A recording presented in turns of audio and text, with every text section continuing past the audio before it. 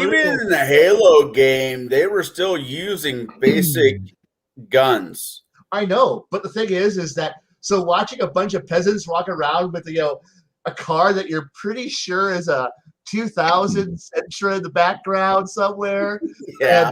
and they're fighting, and everyone's got hideous fucking weirdo haircuts. But don't worry, they all die except for girl, who no one cares about. Toss her in a dumpster, and meanwhile we're all sitting here going, so when do we get to see the Pillar of Autumn? When do we get to see the? When do we get to see the Fall of Reach? When do we get to see the things that we actually care about? Like, I don't know, things other than the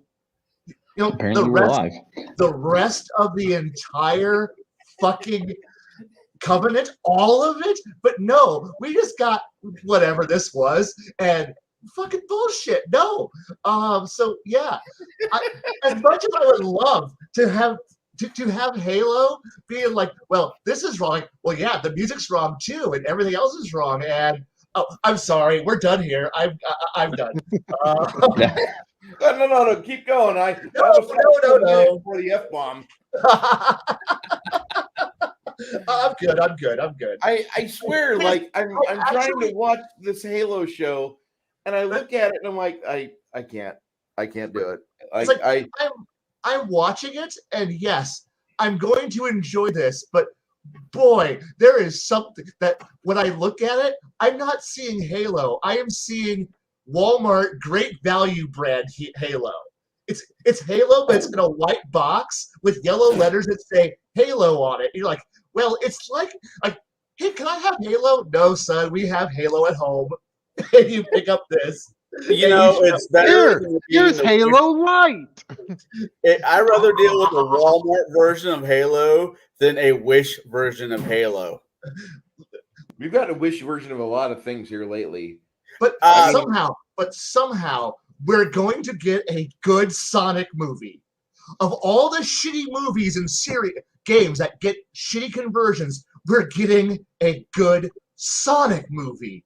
What the fuck is wrong with our world? What clown world alternate universe are we in that Halo, that has books, lore, everything in the universe, beautiful music, and the music is thrown out. The characterizations are thrown out. The world locations are thrown out. The USC is completely changed. Now we got fucking PTSD trauma brainwashing going on to Master Chief, and now that he's touched the sun, and now he's a special Nova human he's the only one that can touch the super-de duper mystical magical thing that makes the Halos work. Oh, and the Halos, which are supposed to be this magical superweapon that nobody realized superweapon. We already know that episode fucking 2, the Earth forces.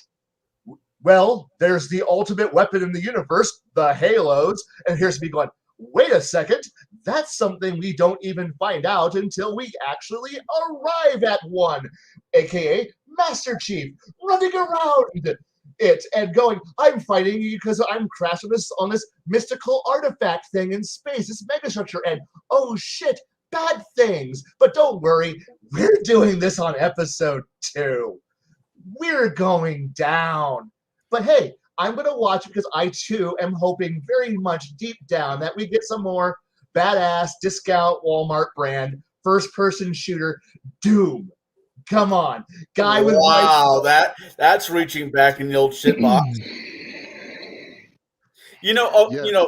Plastic shows really quick. I just want to say the Moon Knight on Disney Plus. Say whatever you want to say about Disney. Moon Knight is on point. Yes, I've enjoyed Moon Knight. That one has been fun. That one is not disappointing me yet, but I have faith that it won't, because Moon Knight is literally random bullshit go and throwing fucking weird ass shit at people. You can't fuck that one up. Don't say don't. Don't say don't. It's already filmed. It's already been. It's in the can. It can't fuck up now. Listen, hold on. In 2012, House of Mouse, but freaking Star Wars, which is a marriage made in heaven if you're an optimism major like myself, where you're like, oh, they have infinite funds, so we can get a good movie with good CGI that'll hold up, and maybe they'll go back to practical effects because that looks really good on 4K television, and maybe you'll get a movie with a good plot and some interesting characters to hand the torches to. But no! We're going to get a movie of Mary Sue and how she's good at everything. She inherits a Millennium Falcon. Chewbacca doesn't get hugged by Princess Leia. Princess Leia hugs the new girl. Chewbacca just lost his life buddy. His friend he walked around the universe with naked with a bandolier around his shoulder and hip for decades. Han Solo's dead. And instead of fucking Princess Leia Organa giving Chewbacca a hug, saying, I'm so sorry, my furry companion. I loved him so much. She gives Rey, the fucking Mary Sue twat, a goddamn hug. Fuck you. Yes. Well, now that we have summoned the spirit of Sam Kinison, tonight we're going to be talking about mid-game levels in your game of RPG of choice. Yes. Yes, we are. What a segue. Wow. I just had to put my head down because it's like, oh God, oh God, oh God. For those who don't know who Sam Kinison is, I'm sorry that you were sheltered. He is he's one of Peoria's three treasures. Richard Pryor from Peoria. That would be 2. And do you know number 3? The drummer from REO Speedwagon? Chad Gray? Okay, it's 4 then. The singer of Mudvayne? Wait, I was going to say Fogelberg, but hey. Wait, really quick. For those who don't know who Richard Pryor is, let me do a quick impression. Hold on. No. And that is how you get canceled. This is how The Bruce stream has been brought to you by in the early 80s. If you don't know what that means, look it up. We're canceled. That's all I heard. I know. Well, that's what I heard too. We're in the toilet. We're going to sell it off to Courtney Campbell. Make it woke, buddy. I want unicorns for every class of Pony Finder. Yay! We're playing I'm a pony. My wonderful daughter wanted me to start tonight. I said this earlier to some of you guys. Wanted me to start tonight doing the voice of Herbert from Family Guy. But this show does have some standards. That's why Bruce doesn't show his face very often. I did it. I was going to Love you, Bruce. Oh, It's all right. All right. Jump into things, shall we? Listen, if you're not throwing shade to your buddies, you're really not. You're misinformed in thinking they're your buddies because you should always throw shade to your buddies. That's how you're buddies. Yeah, it's true. I'll just be glad because I'll be home next week. Yay! Yay! Extended training has been approved for Darren D-Rock. You've been Hotel Inn & Suites with the password for their Wi-Fi being Microtel. Why is it so slow? All I heard was okay, I will say this. I did stay at Microtel one week, and it actually had the fastest internet because it actually had a jack in the wall that I could, plug in a Ethernet cord into. So, all I heard. So yes, Dennis Leary is one of the is beautiful. So yes, not from Peoria. I know. Doesn't matter. We'll still take it. We would annex Dennis Leary. Yes, you're from Morton, Illinois. God. So now that we've gotten out, did anybody else have to rage about anything? No, I bitched about Star Wars. Jade? Oh, really quick on Star Wars. No. Here we go again. I was on my throne, and I was thinking about the horrible world of Star Wars last 4-ish movies. And I realized how I can fix the last 3. Han Solo wakes up and looks at Wookiee and says, God, I just had a horrible dream. And we're done. And that could be a commercial on next year's Super Bowl. All right, moving along. this has been an interesting week for me. Except for one day, I've streamed the last 6 days. So, wow. Don't worry, we'll be doing it again tomorrow. Yep. Actually, I'll be jumping onto a stream with Legion of Myth. If he's not, I'll run one.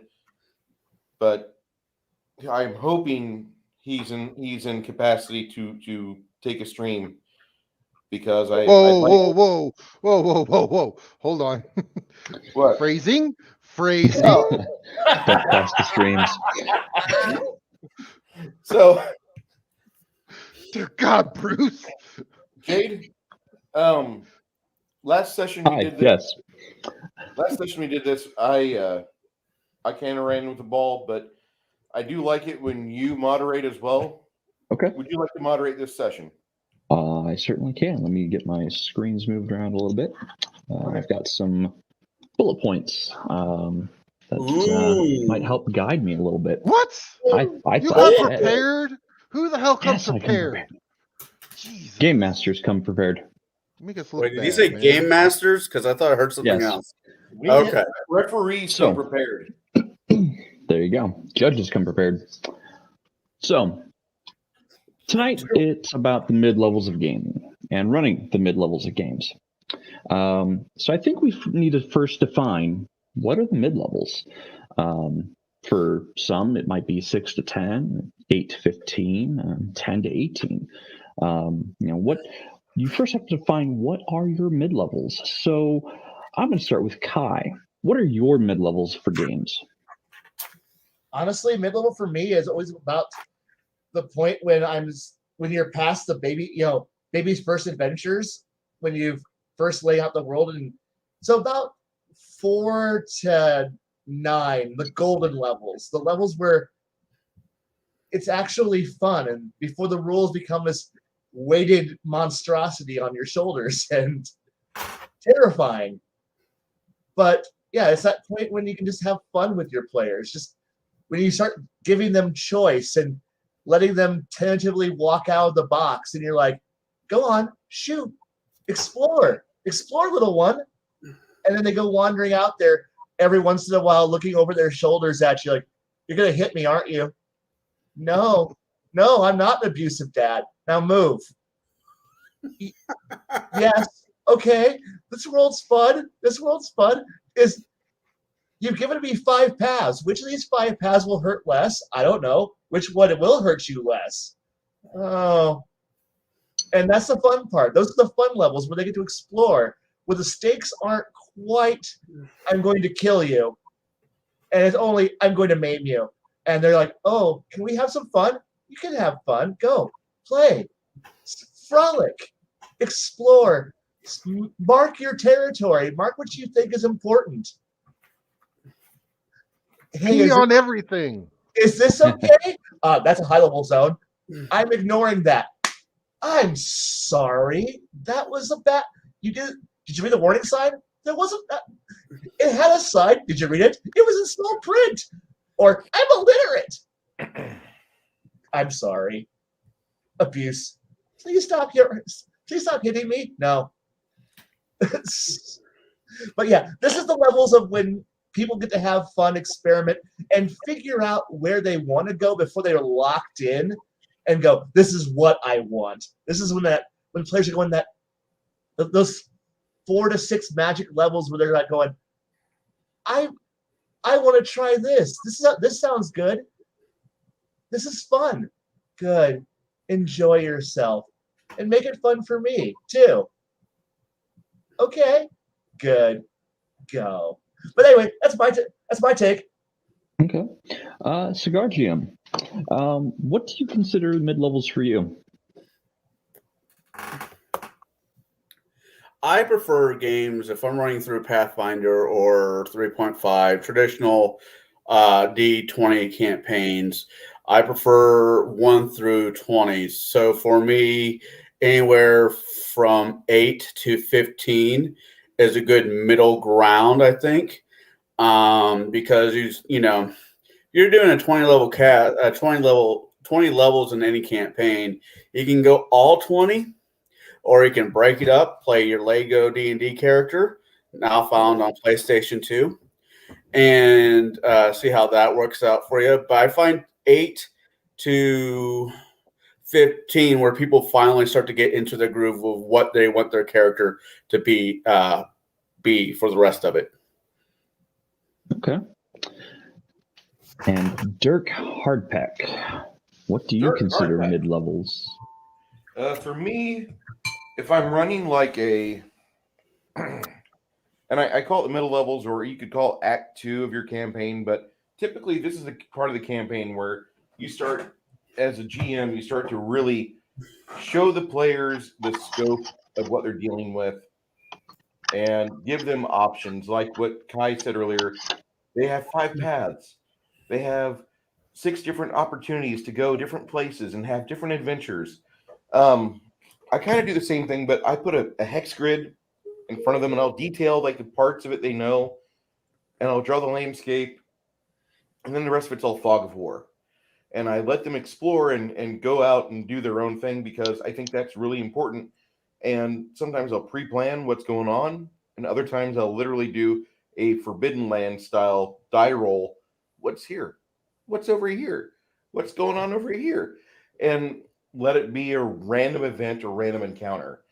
And I let them have all of that information, because if I put it in their lap, watching them deduct where they want to go die is probably a fun part of my job. And that's really not a poor way of looking at it. You let the players dictate how they move their train. And sometimes they say, well, I really don't want to do anything. I want to stay in this 6-acre hex, or this 6-mile hex. I don't want to go anywhere. Okay. And I'll see if something comes to them, but typically I really don't force them to go anywhere. Now, in the background, I have a timeline of things that are going on, of people that are more powerful, of groups that are amassing power, like the current campaign I've got, where there's a 2-pronged invasion on a salted plain of savannas and hills, and I want the players to really just pick a direction and go for it. They might run into giants. They might run into hills and hills and hills of just lazy, salted mesquite scrub. They might bump into hobgoblins and strongholds and devious places, and a giant blue dragon or a Dracolich. I don't know. I don't have a clue. But I really want the players to see an idea of where they're going to be fighting for in their mid-levels. Like earlier, the lower level game, I really just want the players to go point to point, place to place, and get a lay of the land. I want them to get to know people. I want them to take notes. I want them to have details that they can recall and about certain characters or events and why they would be wanting to fight for it. And in the second act, I want them to see all the things that are in play. That's what's important to me. Up till about level 10 for a 3X game, level 8 for an AD&D game. And in a Star Wars D6 campaign, I pretty much would be putting them in a position to where they could have their Empire Strikes Back moment about right now. Okay. Yeah. Baron, what do you consider mid-levels? I would say 7 to 15, 14. Kind of nestled in there. You know, it's when you start getting your really cool stuff, and when the players can really start really putting the foot in their mouth. By that I mean that they great cosmic powers, but they're still in this itty bitty little space, and that they're sometimes they will run their mouth and not realize that they have screwed up until they have a foot put squarely in their back as a sword's being pulled out of it, type thing. and to me that is kind of also like the sweet spot. That's when, like, especially your mages, your clerics start getting their really cool abilities. It's when that they start their power curve starts really ramping up. Fighters always kind of had it. That's kind of like where the fighters and the mages and even your rogues and rangers all kind of hit that plateau where they're all almost on the same footing, ground power level wise, of being able to do kind of equal amounts of damage. And that's kind of the to me that those are the fun levels, because like I said, they can actually do a bunch of different things all in and out. It's also where they have a lot of growing pains, because they think they can take on these big contracts to take out these big bad things, and yeah, you need to come up with another idea. Yeah, another. It also does help them if they have not learned to do the fight with tactics and stacking and stuff like that. That is where it really starts. You can really start hammering home, the especially the tactics of them actually working together to for your synergies too. I mean, some of it,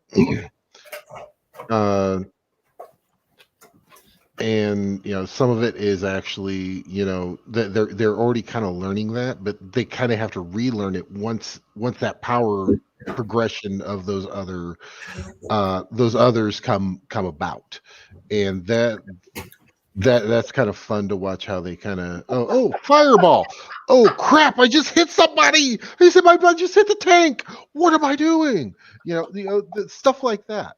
So yeah, that's kind of my little sweet spot that I love. Okay. So for me, it really depends on at what level the game's going to be ending at. So I've played games that have ended at levels 45, 50, and even 60. So, the mid levels were really like 15 to 25 in a lot of cases. And those are like grand epic campaigns that take 5-6 years to play through.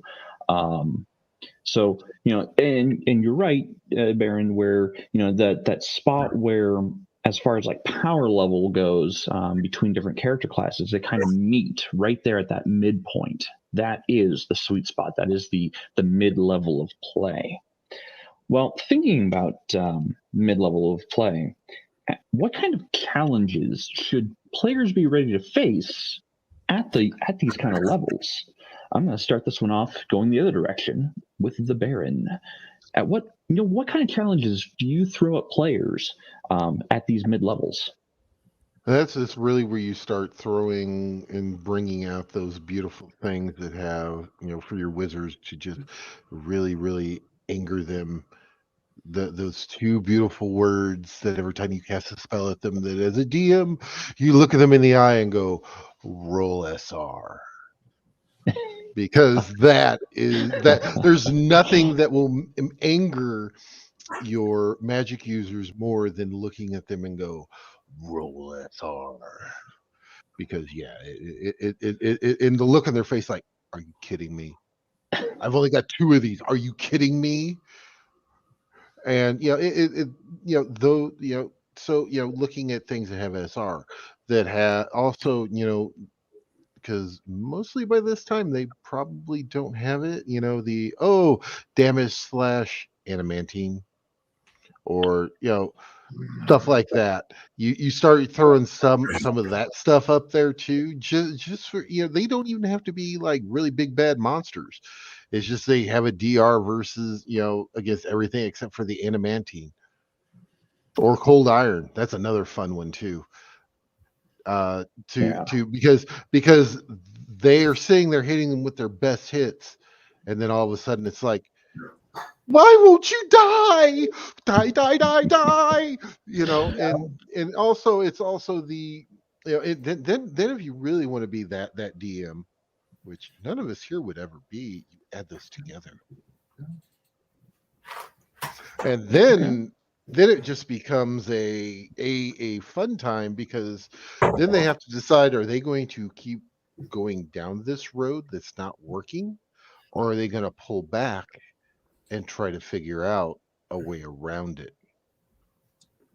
So that's the big thing too. Is that's one of the things I like to do. I'll pull a storm giant or something like that and just throw it out there, just to see if they will attempt to kill it or if they'll run. They usually it's about a 50-50 shot. They may run.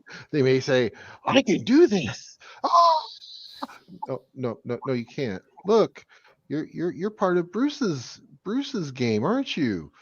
Oh, you got killed by that. Half the party got killed by that dragon. Oh, and all you had to do is drop your loot, and it would have been fine. Oh, Yeah, there's some salt going on there. Salt in those wounds there. Rub that. I wasn't part of the campaign where loot had to be dropped, so it wasn't me. Maybe a little bit of iodine in that wound. What are you talking about? about? You? What about you, Bruce? What do you? What kind of challenges do you like to throw at your party for the mid-level game as examples? Have you ever played XCOM UFO Defense or XCOM Enemy Within? I have not. Yes.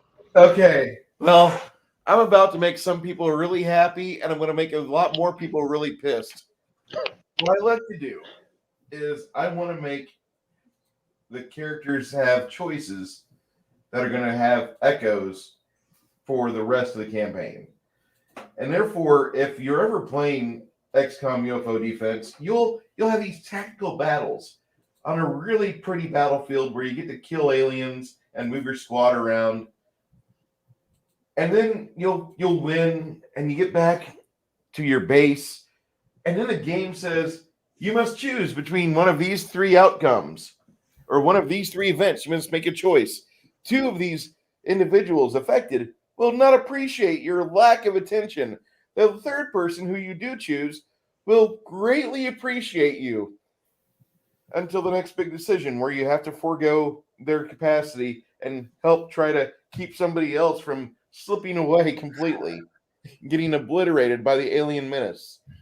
And so I do the same thing. I'll have the characters like you can either help out this character who she's an NPC in your party and she's currently your cook. You can help out this NPC. He's not in your party. He has a lot of wealth. And he says, my adventure is right over this next hill, but I don't want her coming near me. And then you have a third choice where you can ignore those two, and maybe the cook will come along or not, but your adventure is on this map, and you've been trying to follow it, but every Tom, Dick, and Harry is coming to you with side questvania. You must choose. And I make it happen like that. I want the players to discuss where they can go, and I want the NPCs to be right there as you're being told, no, we don't want to go rescue your mother. We don't want to go help out your family. Your daughter, we'll get her later. She can handle another week and a half of being molested by the hobgoblins and the orcs that they've hired. You'll be fine. I'm absolutely certain. By the way, this is a PG-13 stream. Probably rated R, but I'm very certain that my characters are going to seek therapy at some point and be like, the DM touched me on my priorities button, and I've not been the same since. I have analysis paralysis because a lot of players will. A lot of games turn into 45-minute long sessions where I'm looking at the players begging in my eyes, will you make a fucking decision?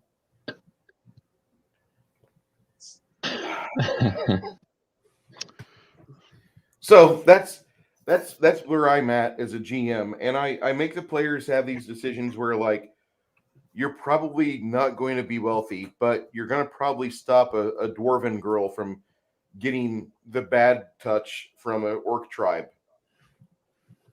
So, yeah, if you're looking for karma points and good boy pats in the back, you're going to get those. For those of you that are of the greed mindset, you're probably not going to be too happy with this party. And that's okay. I want the players to make those decisions. I want them to make the decision to either yes, we're in it for golden glory. Or I've got to help out this damsel in distress. I've got to help out this orphanage. There's an evil cult that is in charge of this orphanage over here. We must stop them from destroying and corrupting the innocence of these children. I want the players to make big, weighty decisions. And I don't want them to be feeling regret for it. I want them to stand fast and firm whenever they are held accountable for it. Because even if they were greedy and they're like, no, we've been hunting for this treasure at X marks the spot for over 3 years. I'm sorry about your woes and your problems. If only you were a high-level magic user like me, you could cast Disintegrate on all your problems. I want them to have situations like that. I really do. Because I want my players to be honest. I want to be them as honest as I am to them. Does that answer your question, sir? Yes, that definitely answers the question. Cigar GM, what about you? Well, what kind after of challenges do you like to throw? Well, after listening, after listening to Dirk, what the fuck was I just thinking? Dirk Hardbeck. Oh, yeah, that's not what she said.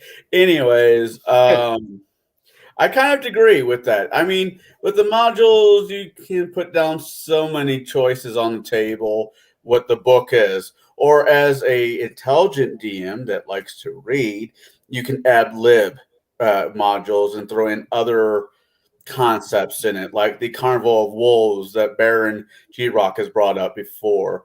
Or see, these are Clan of Doris over here that went down their mind. They haven't been seen in 2 or 3 weeks. Can we get you to go down there? Sure. That is one of the other players like, well, this is not in the module. I'm like, what the frack are you looking at the module for? But no, I like to throw things up because just because the train goes from St. Louis to Chicago doesn't mean shit doesn't happen. So that's where I like to, and this is about mid-range because now, players should never be too comfortable on the chair.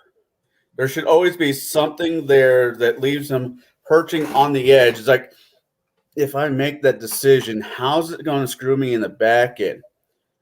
But saving a princess, yeah, but what were you saving her from? A good marriage? Oh, God. Just because her daddy didn't like her husband, you went over there and killed her husband? How dare you? But we were told that he was a bad guy. Should have thought for yourself. So that's the way I kind of do things. I'm a classical literature type person. I like to make people think for themselves. Even if I'm running a module that says, no, it has to be A, B, C, and D, well, I'm going to throw an F and a U and a C and maybe a K somewhere in there. So that's where I'm at. Okay. Kai, you look like you're brewing up a storm there. So anyway, yeah. Mid-level is that point when I think for me, I'm just going to jump right into this one. But yeah, mid-level is that point when players have moved finally past dirty fucking hobo stage where they're all scraping in dirt and holding up help wanted signs saying, hungry, have family, desperate on a street corner, give me adventures.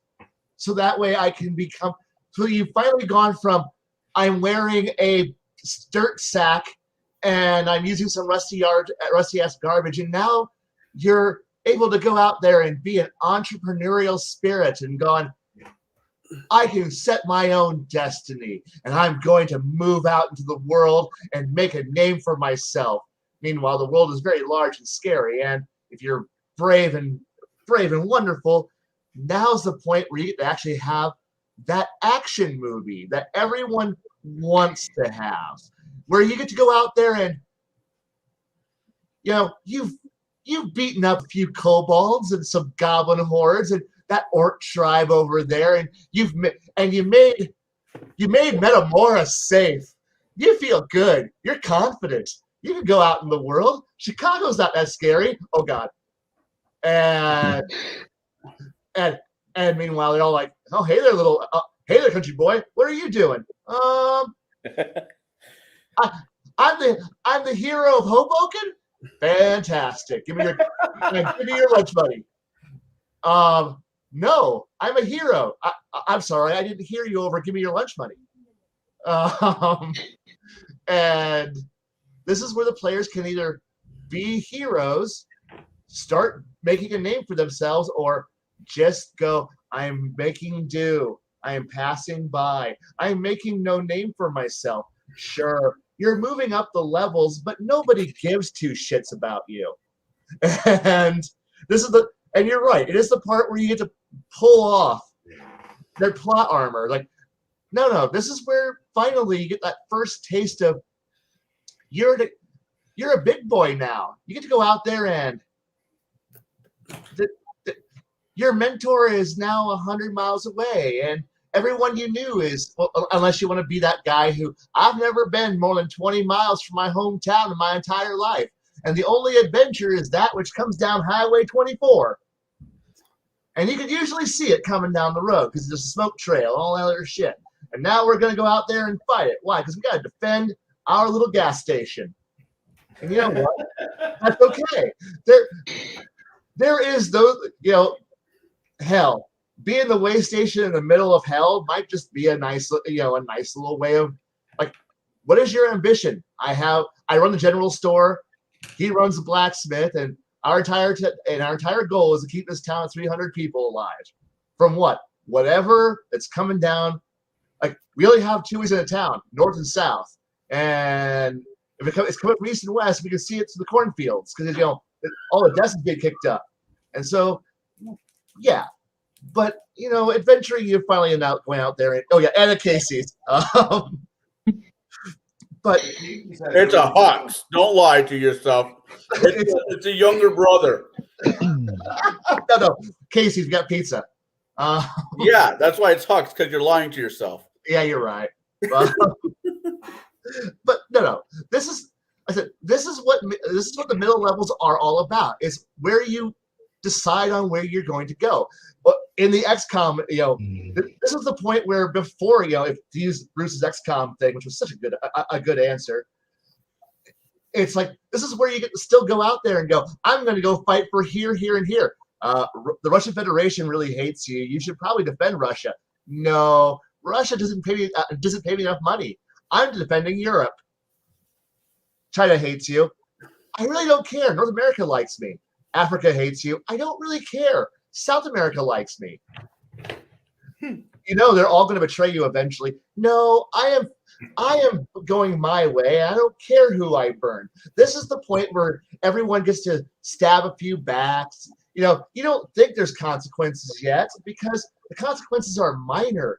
Who cares? You're still small. You still think you're small fry, but you're earning that name. And now soon, and as you see that number click higher towards 7, from 6 to 7, towards 8, and at 8, the GM goes from, oh, I'm enjoying your antics and playful stupidity, and then suddenly at like 8 to 9, that gleam comes into their eyes, going, and now is when everything, all the karma points you have been earning, are going to come to pass. Start paying up.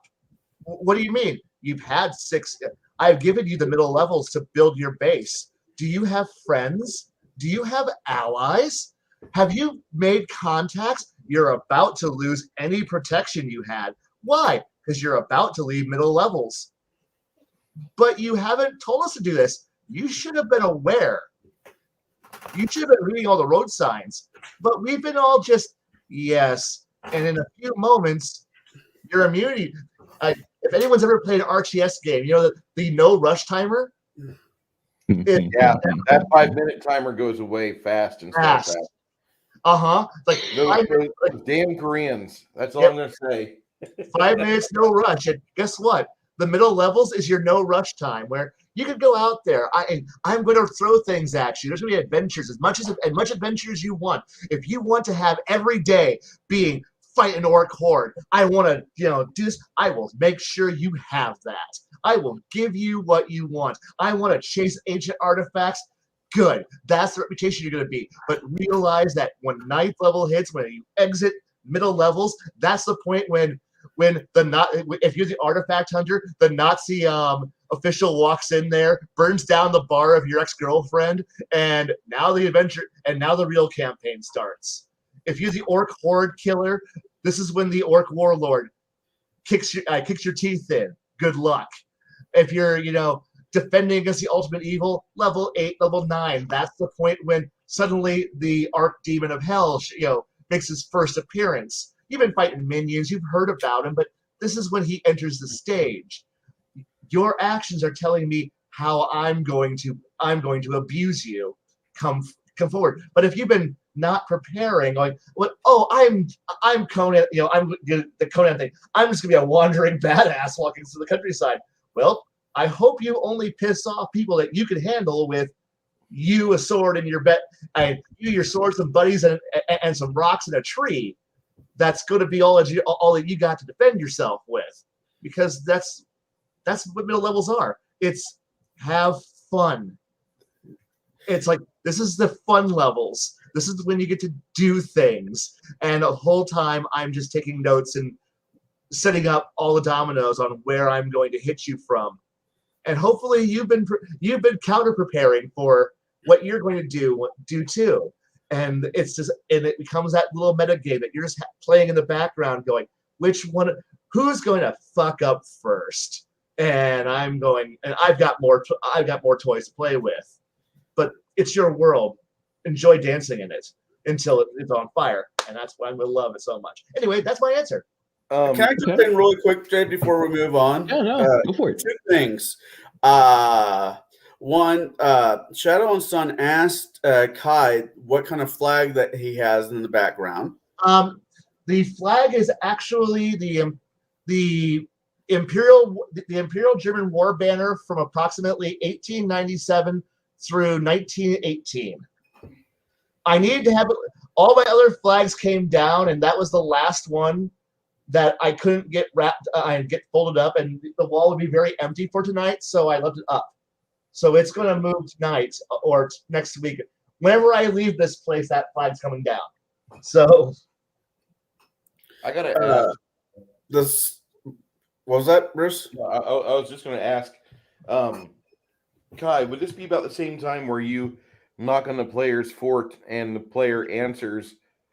The messenger escorts from the front gate to the courtyard area an undead orc who says he wants his pie back. that would be about now. And Go for it. Go for it. Finish. That was what I was going to ask. Okay. No pie for you.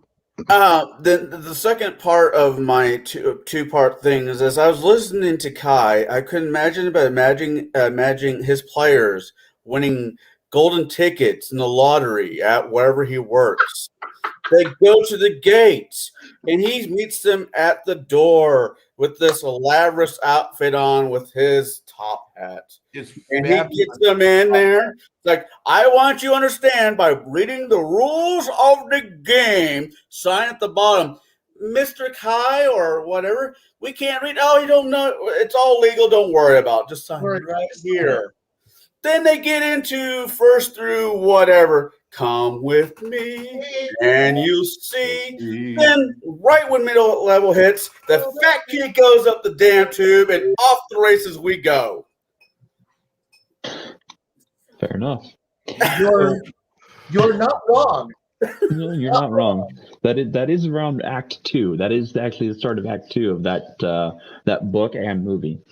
So sorry, that's the mental image I got. Wait, you've read the book for Willy Wonka's Willy Wonka and the Chocolate Factory? Yes. Wow. Great school. How dare you know half my book? That is a great book. It is. Yeah. How much pee is in the chocolate pond? That's in the lemonade pond, good sir. Lemonade that's pond. the lemonade pond. Yeah, that's when they tell everybody get out of the ool. Out of the ool, yeah, because there's no pee in the pool. Yep. We're So, done. We're done. For me, Sir. mid levels, for the really high epic campaigns, being levels 18 to 25, I'm those are a lot of like really common aspects of the mid levels of games. It's where GMs go, hey, I'm setting up the main story here, and as you're exploring and doing things and screwing other NPCs over and screwing over the kings and nobles of the area by thwarting their goals and plans, that's where the consequences start building up for the player actions. Like they eventually they keep doing these things and raffle stomping their way through pretty much everything. They're just thinking, la-di-da, I'm just here to have a good time, and I'm gonna go over to that baron's place and I'm gonna kick his ass out of the barony and I'm gonna take over. This is where the consequences start turning. Now the consequences come due. Yeah, I see you there. The consequences come due in the final act, the end game or high levels of play, and we'll get into that next time on the next channel, not channel, next stream. Sorry, go ahead. I go ahead. I'll answer Shoner in a moment. So okay, so now it comes question of what kind of plot elements are becoming key to keep players at the table session after session during the mid levels. Like, how do you hook them in? How do you keep them interested? And how do you keep it going for mid level play? And this is a question of for even inexperienced GMs. This is where it's like, hey, here's our pro tips for saying, here's a hook. Here's how you keep them at the table and keep them coming back. So I'm going to go Wittershin order, starting with Kai. Okay. Quick aside of Shoner. I'm moving in about 9 days. So everything's already in boxes. And the shelves just haven't moved yet. And it is it's depressing. It's so very depressing. My life is in boxes right now. And I'm living out of a hamper. It's miserable.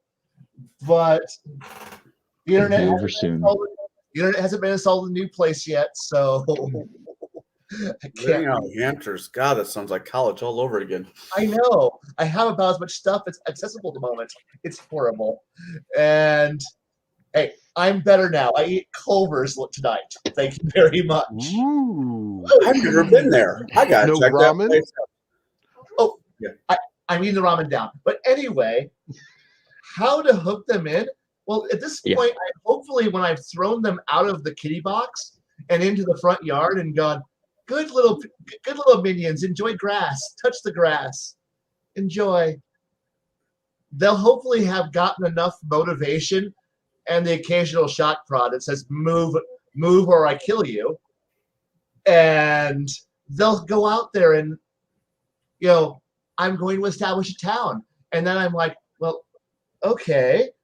So that's what you want. Yeah, I want to go look. I want to build this. I want to go here. Cool. Now let me take your desires and wants and then wrap the world around you. So that way, what you want is actually going to drag you like a boat anchor to the bottom of the ocean at my whim. And the more that the party gets engaged and more of it, the more I get to wrap them around it. So that way, when they do something wrong, I just push them off, and they get to have fun because everyone likes to swim, very much so. And it's just one of those moments of, so the hooks are literally, I've already hopefully by at those early levels have already given me the hooks I need to drag them around for the rest of the campaign. I mean, if someone likes nature too much, I know that I can keep them hooked by giving them pretty, neat new animals, neat new trees, and then periodically fire to the trees, and periodically, shoot an arrow into a cute fox, and suddenly the druid is ready to fucking go to war. And now I can just go, man, it's been quiet for 2.5 seconds, and boop, thump, eep, eep, eep, eep, eep. Oh, the druid! Did I hear a fish being hurt? Fuck that shit. And now they're going to go off to war. The fighter who's going, man, all I care about is my blacksmithing industry. Somebody's I'm knocked out your coal and iron access. Really? Okay, I'm going to go take care of that. You have a rival group of it's like for the treasure hunters. You have a rival group of treasure hunters who are out there trying to get to your thing first. Well, fuck that French guy. I'm gonna fucking knock it. No, he ain't getting that dig site first. Guys, we need to go. Why? That French team's gonna beat us there, and we can't let those French teams win. What? Yeah. Meanwhile, the arrogant French guy, haha, I'm better than you, and you know it. Well, fuck that guy. Fuck him and his entire team. We're gonna go take care of this shit. And now you got them engaged. It's always or the guy. I don't care about any of that. I care about the gods and religions, and a heretical sect has decided to move into your area, and they're building a temple across the street. Oh, fuck that shit. And now it's like, it's on. And you just keep on having fun this way, like whatever interest they show. So unless you have a table of only 6 pieces of bland, beige-colored clay sitting at each table who have no personalities, and they all look at you like, please input adventure, please input motivation to me, for I have no free will. I cannot think unless you give me thoughts. They're married? Was that? They're married? They're NPCs. Oh, I'm sorry. You got a table of NPCs sitting at your table, and you're sitting here going, what do you guys want to do? I have no ambitions outside of what the game module tells me to go. Please tell me where game module wants me to go next. It's chapter 4. Please take me to chapter 4, please, so that way we may now engage the scenario. So that way I may roll stat checks and or attack rolls and saving throws. At which point I will engage the enemy at optimal movement. My fellow teammates are also optimally designed to fight these things, and we will now move across the map that you will draw for us. And please now insert loot, for we have defeated villains. Good. Now let's move on. But thank God, most players, 90% of your players, are not automatons that you program to fight. And I'm okay with that. So your players are going to give you the hooks. You don't need to throw hooks at them. You can go, I think this is a cool idea. And your party goes, like, so the party has their own goals, and you go, hey, this is a cool storyline. But just remember, you're fishing in a very big pond where all of them could be well fed, and unless you starve them, you're sitting here with bait lure. You're just kind of casting and going, nope, and your players are gonna do the work for you. Let them carry everything, and all you gotta do is sit back every once in a while and go, things are gonna go wrong now. I'm gonna make your life miserable. And suddenly it's fun. Now you got, and they make it all entertaining for you. Okay. Cigar GM, what keeps your players coming back at the mid-tier gameplay? Well, I got two.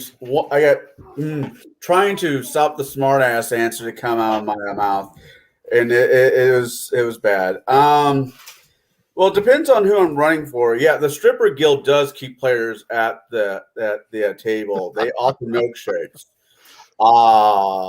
That's what keeps my players coming back. There's a mental image of a half orc. Anyways, that just ruined it for everybody. Tanya will treat you right.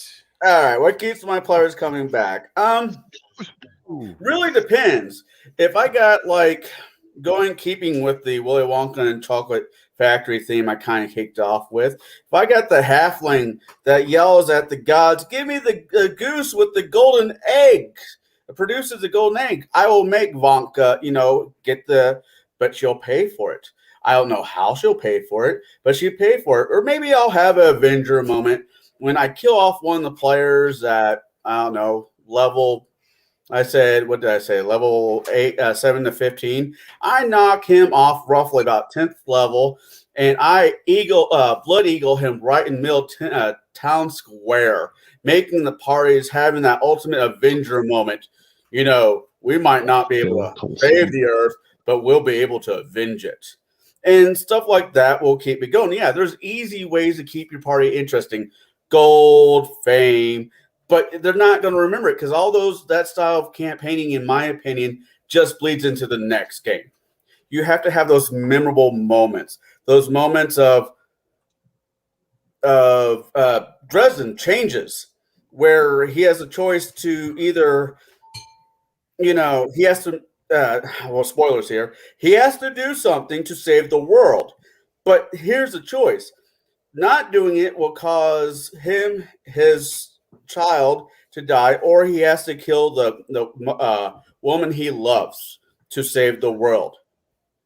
Now, these are the choices that you should make your players have to choose. It might not need to be middle level. It might be the end of. Thanks, Boo. It might be. Sorry, child. It might be in-game type antics, but these antics don't really have a time limit. I think these antics should be in the middle, the beginning, the middle, and the end to keep your players invested.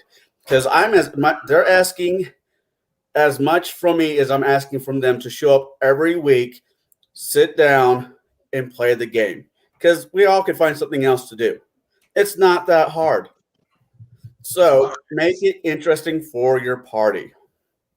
Okay. And that's where I'm at. Plus, who doesn't like a good blood eagle? For those who don't know what that is, don't look it up. Don't look it up. Don't look it up. Give him the stick. Don't give him the stick. Dirk Hardpeck, how do you keep your players coming back to the table at the mid-levels? Typically what will happen is I will stop the combat or stop the game right before a important moment. Like I'll set the scene where somebody's walking up the pathway and it leads into the next chapter or two of their activity. I'll have, like this last session I ran only 5 hours, maybe 4, but they had a really big combat for about an hour and a half. And then when that was finished, we went through this narrative where I was asking players what they were doing, and I kept them engaged because they finally got control of this tower and this fort that was attached to it. And they finally got it. They finally ran out all the Fae that were there. They made them scatter to the 4 winds. And they were very happy with that. And so I gave them the opportunity to kind of take a break and do some crafting. I gave them out of a month, like 10 days to do crafting. So something up to 10 grand worth of value. If you can do it, go for it. And they finally had the chance to take a breather. And I made 6 weeks pass because I wanted them to be well rested and invigorated. Plus the fact the bad guys have to recoup. Even though it's a 2-pronged invasion, I'm not making it to where the machinations are being found out as of yet. I want them to have a little bit more time and let the players discover more of the landscape around them. And they'll probably be behind the 8 ball once they figure out what's going on. They'll probably be like, fuck, we got to catch up. But I want them to value what they've got. And so I give them land. And I give them the ability to have dominion over cattle and be sufficient enough in their means to where they can protect a few people. And there's storylines within these NPCs. There's quests and there's things to do. And I'm trying to breathe as much life into this narrative as I can because I'm bastardizing 3 or 4 different campaigns from previous efforts and letting the players just run with it. It's scattered all over the land. You have to go find it. It's a hex crawl. Have fun. And I give them the reins to do that. And I'm going to keep doing that well into Act 3, well into the high levels, which I see now that my high levels are different than everybody else's because I think 2025 is high levels. Like that's the penultimate game right there. The penultimate fights are right in that area. You, Jade, you're like level 45, level 60. Like, no, I don't want to be that creative. 100.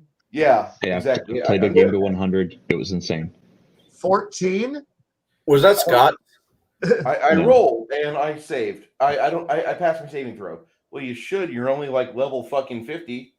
You know, Yeah, I'm just I'll get into that in a moment. okay. When you do that, but does that answer your question? Oh yeah. I think with being a GM, I think if you give more of the opportunity to the players, but you adhere to a strict timetable, you set the game to where they realize they're going to be behind the 8 ball, but if they are smart with their resources, they could possibly come out even, maybe ahead by the time they're level 13, 14, 15. Okay. Yeah. Okay. I'm going to step off for a Baron second. G-Rock. I'll be right. I'll be here, but I got to step off. Baron G-Rock. How do you keep your players coming back to the table during the mid levels? Well, and we talked about the hooks. Sometimes you need that golden carrot on the hook, just to put it right in front of their nose to keep them going. Oh, well, there's some really awesome gear that's possibly over here. That will definitely motivate some of them going, what? More gear? Yes, better gear. I like gear. And then you take the gear away because when they put it on, it disappears. That was definitely him. and then come to find out it's actually rusty chainmail from a bygone age. Oh, but they have to figure out because it's an ancient age that this comes from. So that will give them all kinds more of interesting hooks, of especially those that that like to look into more things of the like the history of the world type things, that they like to dig. They love they're getting into the lore now. The mid levels is when the lore really starts to roll out, because and we talked about it earlier. They're in this little bitty box. Then Kai kicks them onto the grass. And they're like, oh, this is pretty grass. Then they find this weird coin. Where does this come from?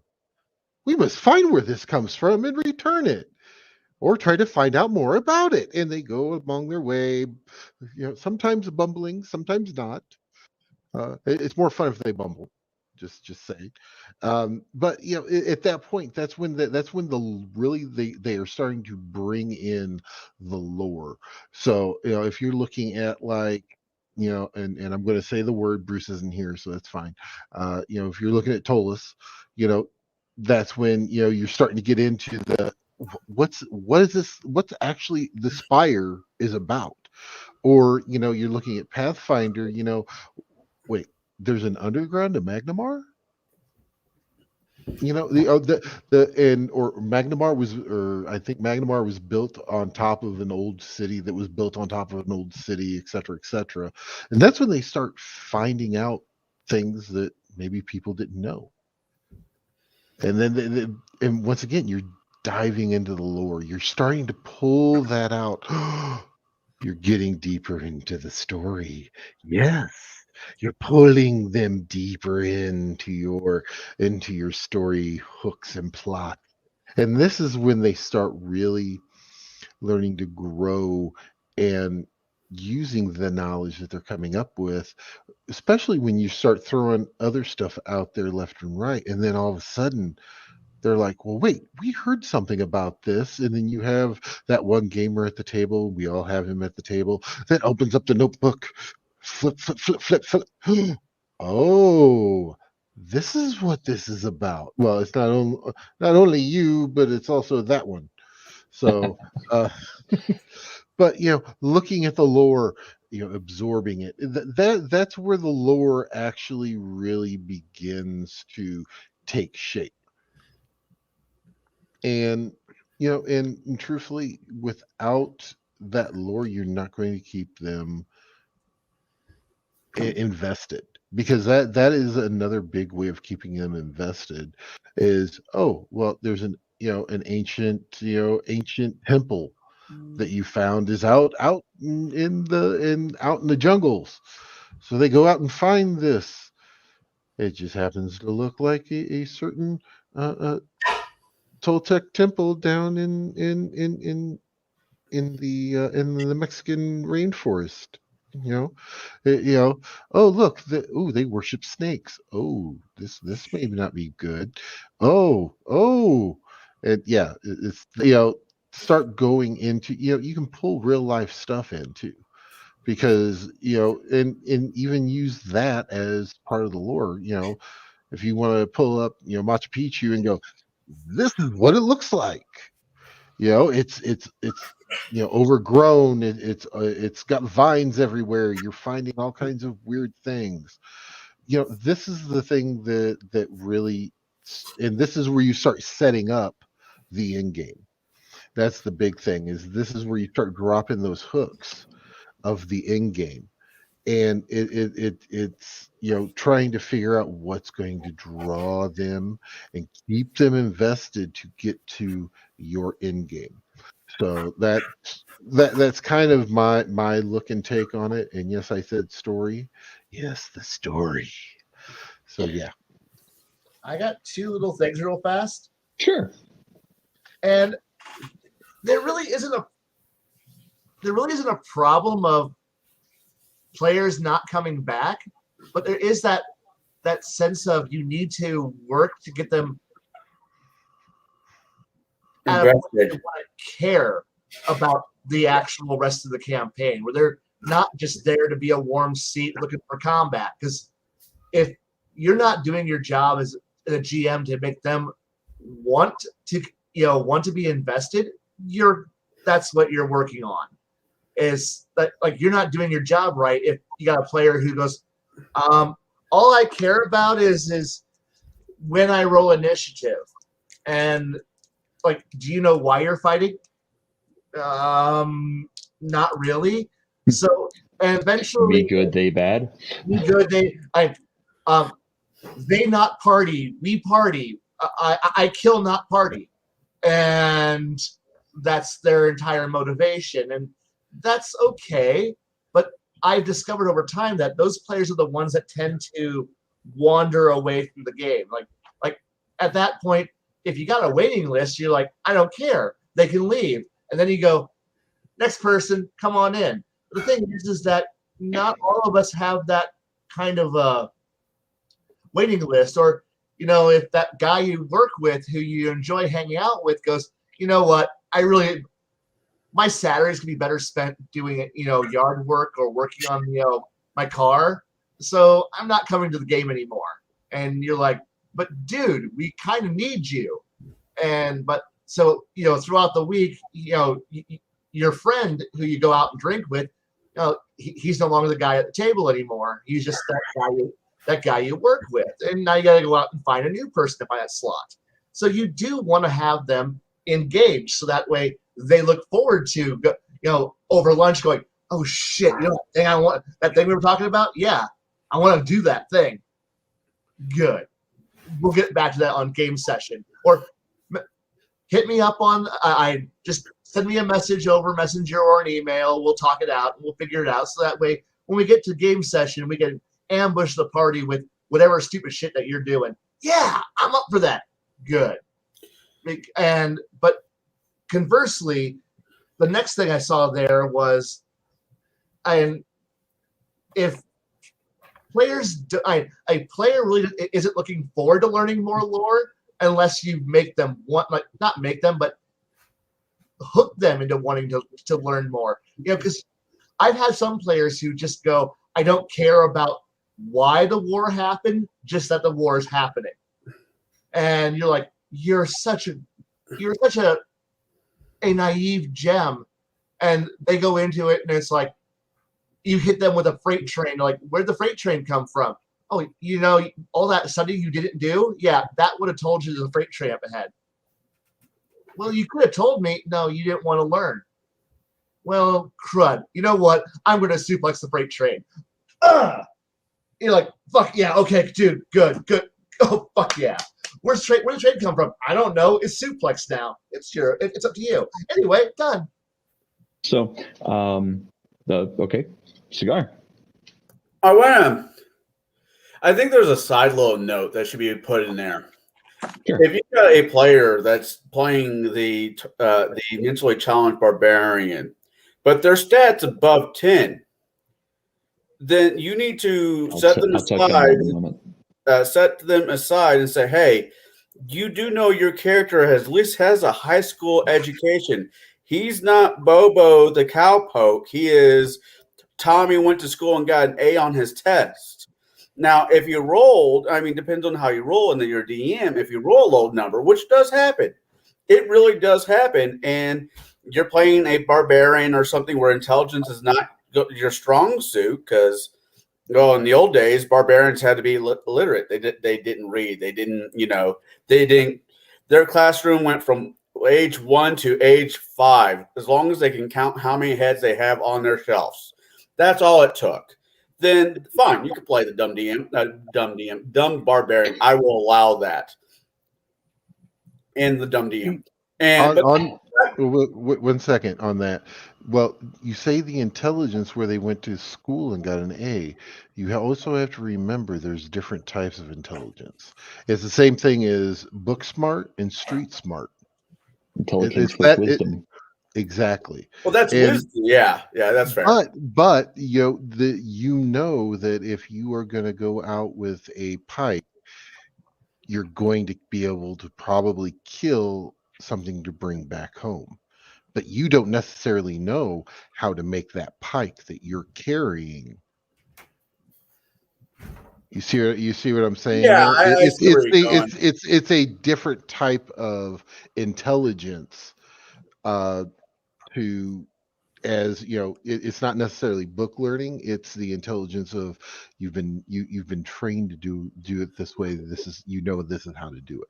Right. I guess, yeah, and I completely agree. I just, I'm trying to stay within the session that we're talking about, but that just irritates me when players don't understand how their stats work and where their character's intelligence, charisma, wisdom should be. Dex and con and strength is easy enough to explain. It really is. It's the mental stats that people get weird with, and middle of the road, middle levels gaming, your stats do come and play. They come in and play a lot. And if your player does not knowing how to use his stats, depends on the system. Not all systems are created the same, but depending on your system, at age, man, it's been a long day. At level 10, you have enough feats underneath your belt where you can start creating magical items. And this is mid-level. So having a 5-minute conversation with your player, or having a player say, hey, Mr. or Mrs. DM, can I have 5 minutes with you to talk about my character, is never a bad idea, especially at middle level. It's not going to get any easier as the game keeps leveling up. So I'm sorry, I'll get off my soapbox. No, that's fine. That's kind of why we have these streams. Is I also want to add something. I need to add something about middle levels. One more way you keep the gamers coming back. This is especially good for arcane spell users.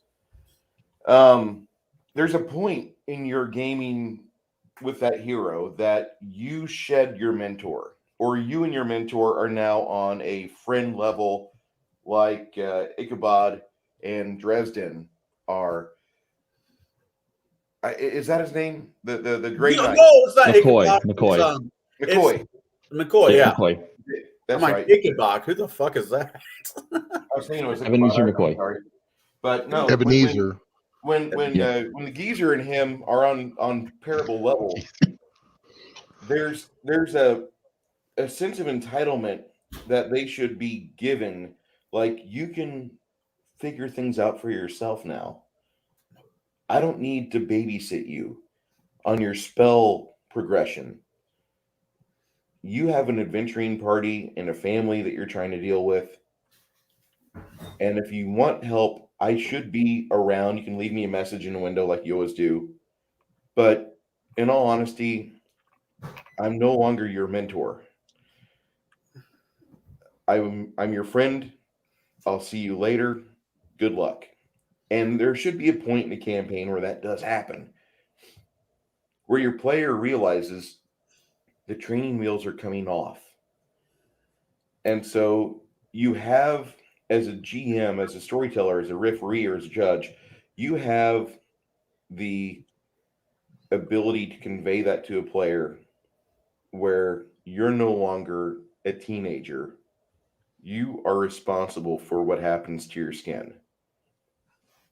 And that's something that needs to be done in early game, maybe Act 1, maybe the start of Act 2, but no later than the start of Act 2. That might be the defining moment for it.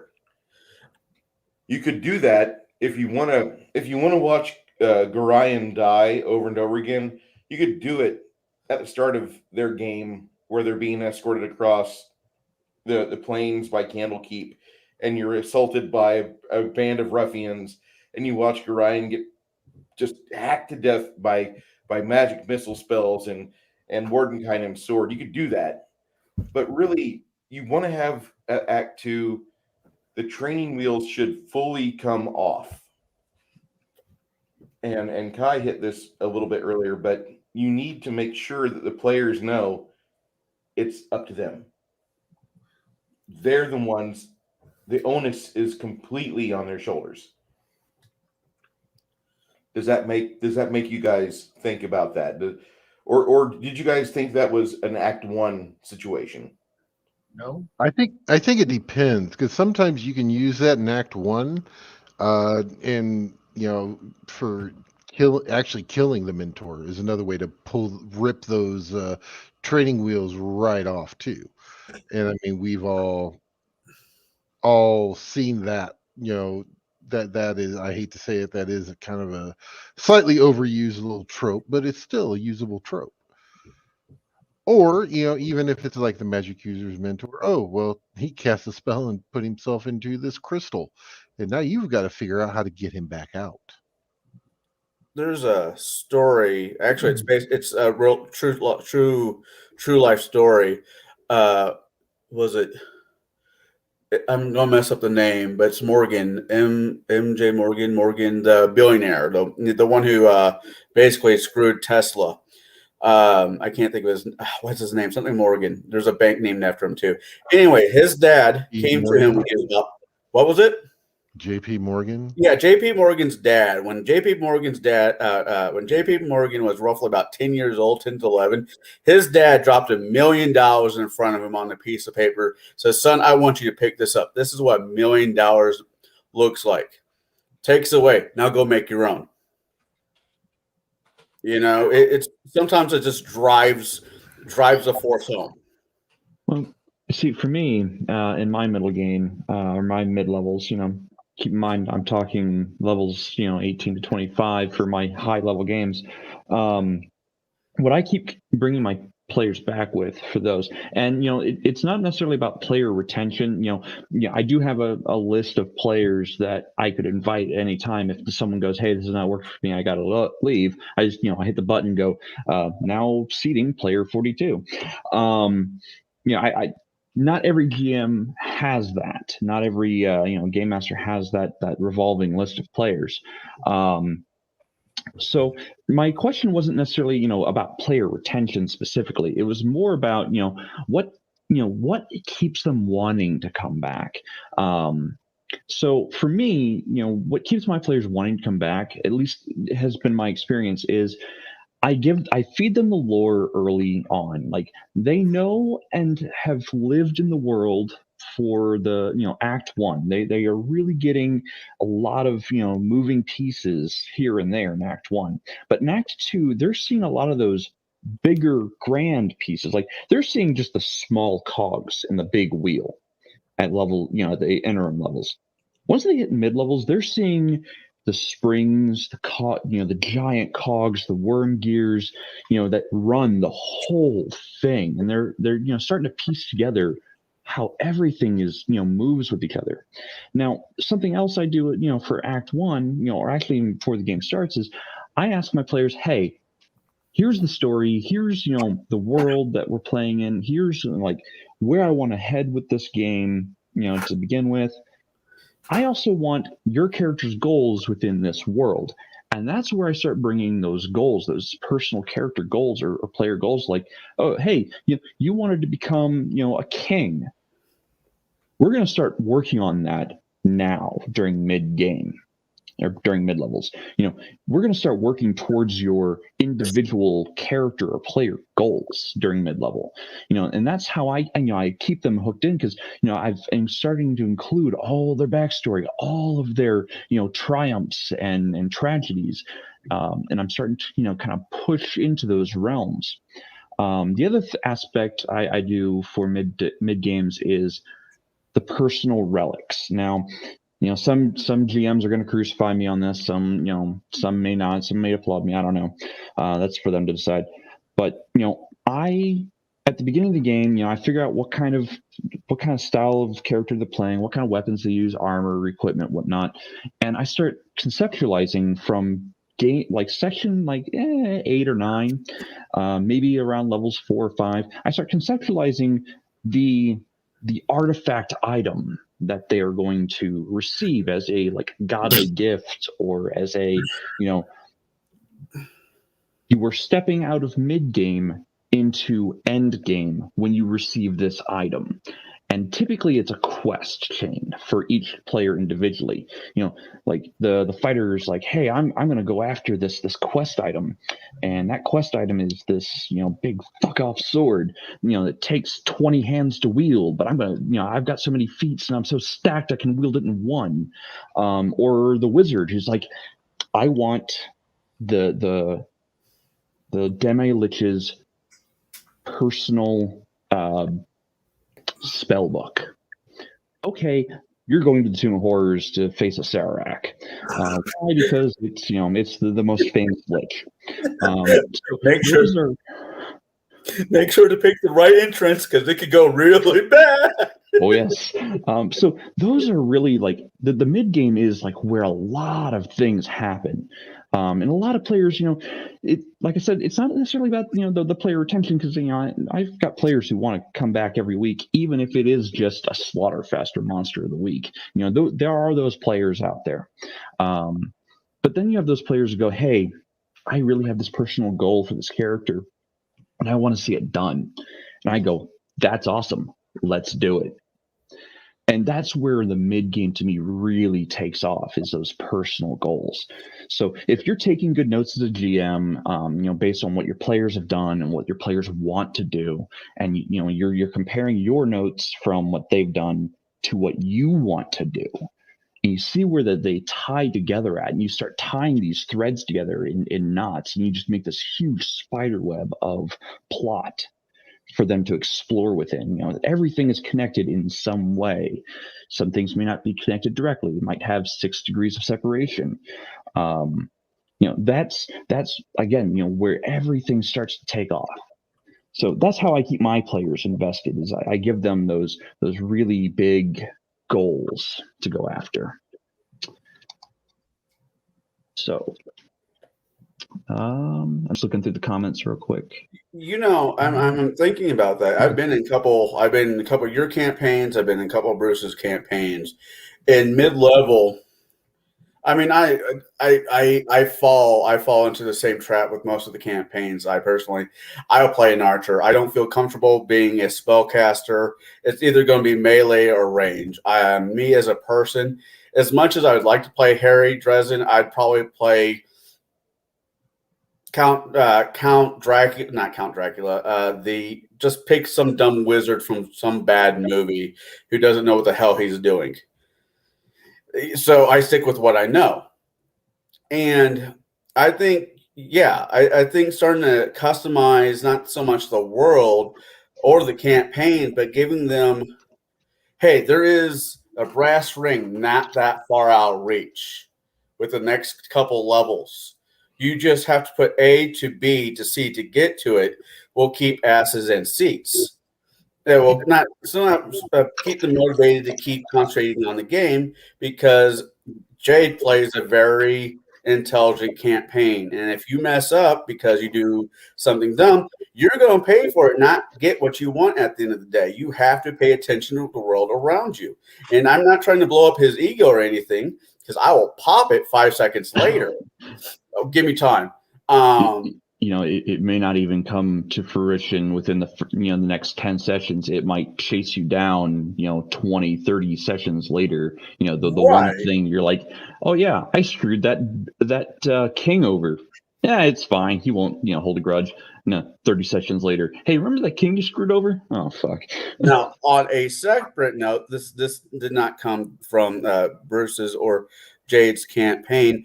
If you're thinking about making a set of magical items that your your characters start getting, each of them gets a set of, don't make the last one a vorpal arrow that does jack freaking shit at the end of the day. No one will appreciate it. And the chances of you rolling 2 20s back to back, well, we're not all Bruce thinking to roll 3 d20s on film, damn it. 1 in 400. It's called pre-gaming. It was also on 3 different die. Remember that. He not only rolled it, he rolled it on 3 different dice. And guys, if you want to see that, just you have to go dig in a little bit back in the archive. About 10 years. About 10 years back. The best part about that was the session before fucking dumbass said, "I cannot die." 3 nat 20s with a giant pick. It's just, there's certain things as a DM that you need to keep in mind of, especially if it's going to be a 1 through 20. Hell, even a 1 through 10, make sure the end game is worth the middle game. Because if the story goes flat because you didn't pay attention to what your players had to say mid-level, mid-range, your players are not going to come back next session. They'll find other people. Dice do travel. So do books. So do laptops. And so does G-Rock for several days a week, apparently, for the last month. But that's besides the point. 10 weeks. So, Kai, you had something you wanted to say? I will admit I know that that many of us have said you have to be careful or we'll hit you and all this stuff. I will admit, on the rare occasions when I'm actually allowed to play, there is a certain part of me that is the entropy lover that loves chaos, that I will set up a perfect system. It'll be running beautifully, and I will purposely knock something out of whack just to watch how everyone else reacts to it. Not like one of those, I purposely stab somebody in the back, but it's one of those, you know what? I'm going to make sure that everything that nothing works perfectly. We've been having too good of luck lately. Fellow players, we have been too successful, too good. The GM is going to punch us really hard, really soon. So we should probably screw up just to make sure we don't get punched harder. And most of my players will look at me and go, most of my fellow players will look at me and go, what kind of crack are you smoking? And I'm going, I'm a GM. Trust me, it's coming.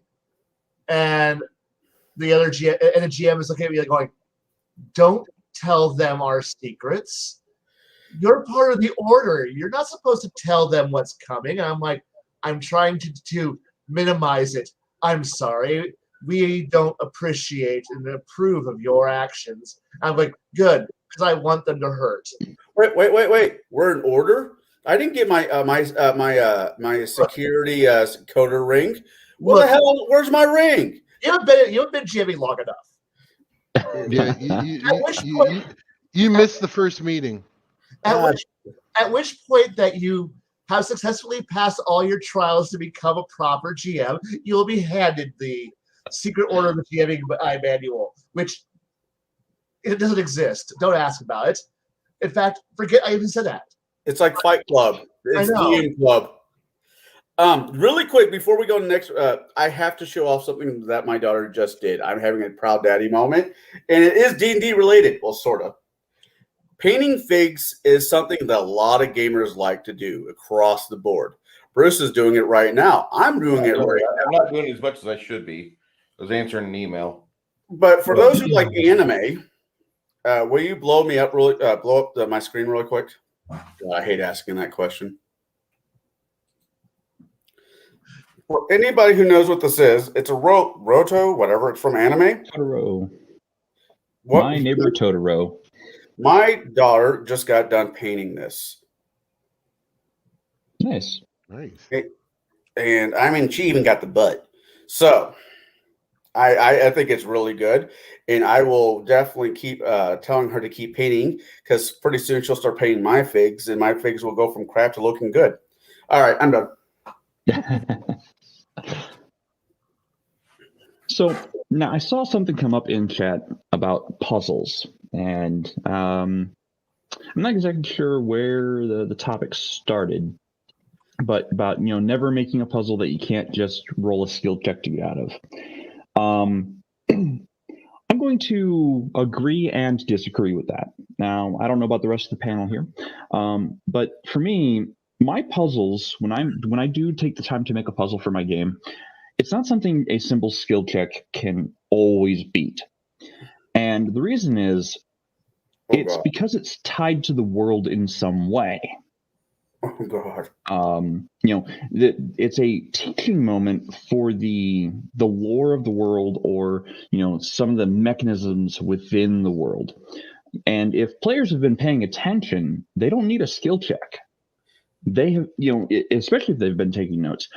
They look at the puzzle and be like, oh, hey, this is that thing that we talked about or had something happen with like 8 months ago. Why is it coming up again? Well, that's because my worlds are kind of this big, working machine. And if you've been paying attention, what the puzzle pieces are. What goes where and how it all starts to fit together. You may not have a huge or big picture of it all, but you're starting to get the concept of it. When your DM hands out slips of papers with the riddle on it, and he'll sits back in his chair and just looks at the entire party and is like, well, that guy's an idiot. He's not going to get it. I don't know about the cigar DM, and got 3 other people. One of them is a brilliant guy. His name is James. I'm thinking James might get it.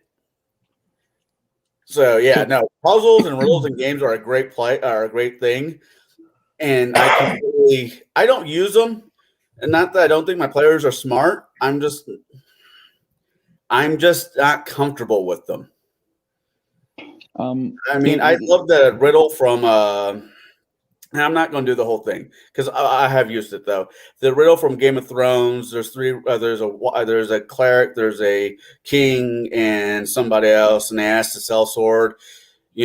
Kill each other. Which one's the sell sword? I'm not getting into it. I'll explain to it later, Jade. That's the only riddle I will ever use, only because I understand it's the 3 doors. The knave. Was it the liar, the knave, and the. No, it's the king, the priest, and the rich man. Yeah, it's a variation of the 3 doors. Yeah, and I get that one. So, actually, this is a good topic. Jumping off topic. Let's go around the panel. Do you use puzzles? How do you use them? And how do you tie them into your story or world? I'm going to start with you, Kai. Puzzles. Okay, puzzles or some kind of you have to use your brain to figure out a way out instead of brute force. Yes. No. Yes, but actually no. Because I've run over the years that my players, well, first off, I'm terrible at actual riddles. You could give me some simple riddle and I'll just be like, I don't know what you're talking about. Can you draw it out for me and put it in picture form and allow me to see the exploded diagram of it, and you might be able to figure it out then. That's not it. Could you explain to me all the components of this riddle in detailed format and tell me how they tie into various lores and logics? It's a riddle.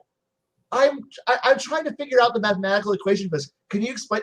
It's a fucking riddle. And here's me. I don't know.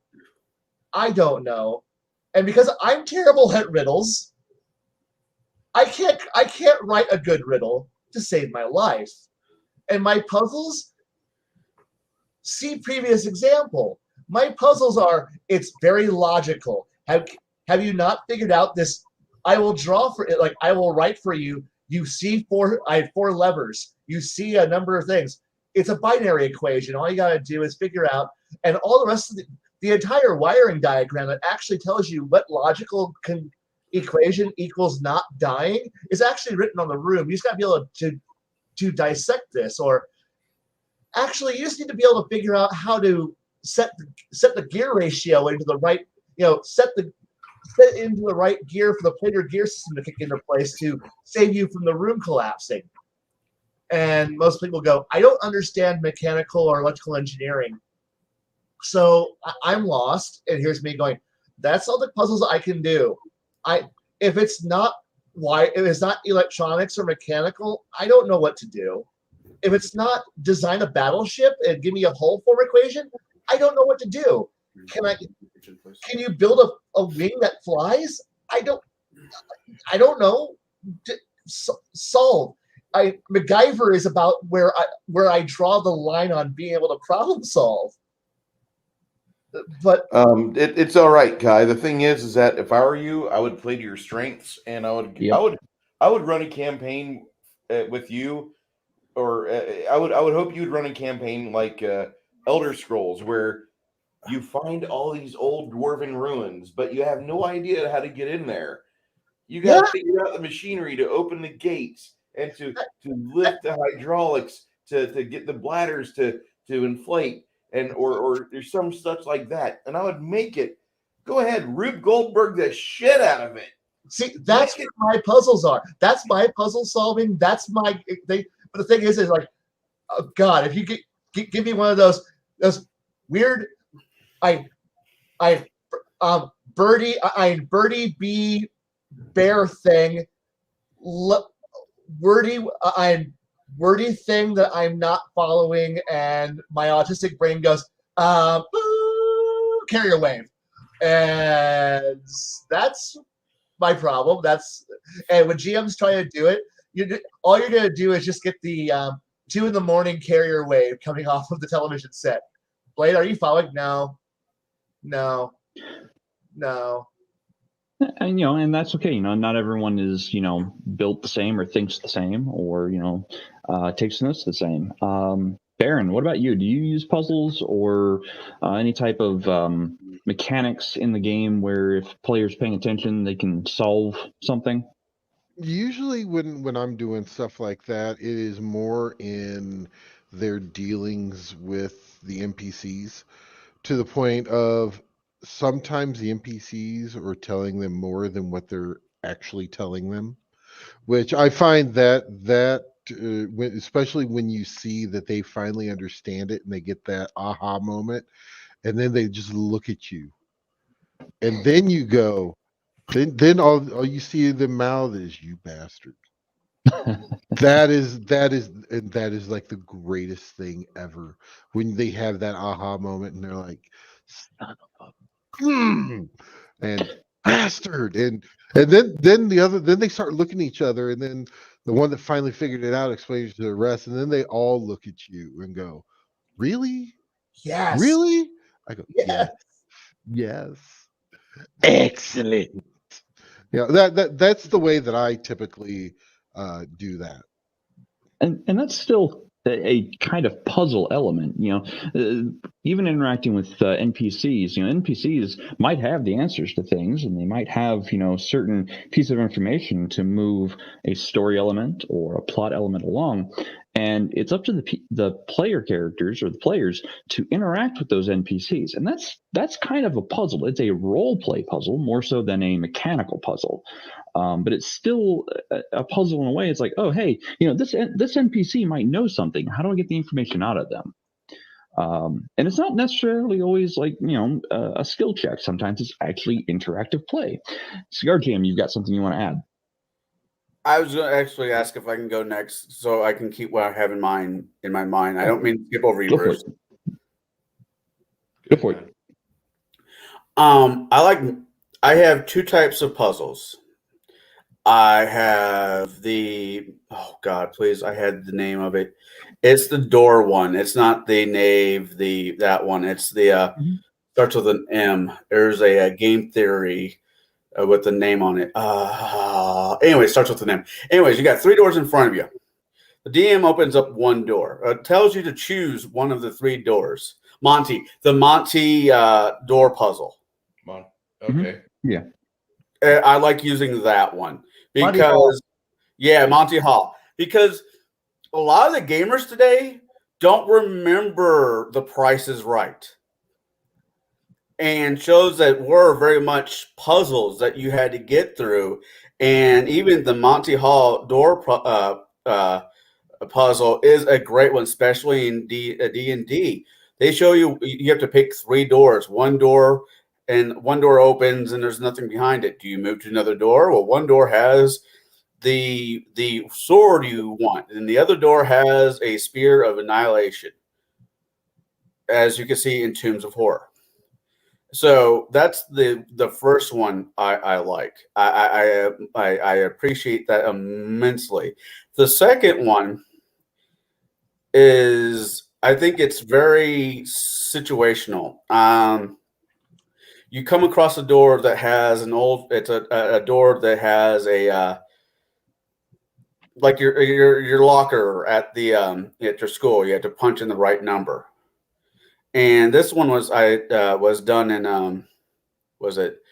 It's a 5e game where you end up going to hell, and there's a word on it that says 6 goblins go into 6 different ways to pick up 6 different items. What's the code for the door? And everybody's like, ... No, it can't be this. And you only have two choices, or something bad will happen. And the puzzle is so on the nose. Wait, I'm in hell. 6, 6. Wait, 6. Ta-ta! And it's so on the nose, but people like to overthink things. And those are overthinking stupid, simple riddles, even if they're logical riddles like Kai likes. Oh, you know how you stop the wall closing on you? Well, you have a character that shouldn't really have it, but all characters used to buy them in 3.5 days. An immovable rod. Cheat the system. Cheating is always a good answer. If you aren't cheating, you are fine. Right. I mean, so those are my 2 ones. And if it doesn't work, I agree with Kai. MacGyver the hell out of the situation. All right. Dirk Hardpeck, you wanted to add something into this?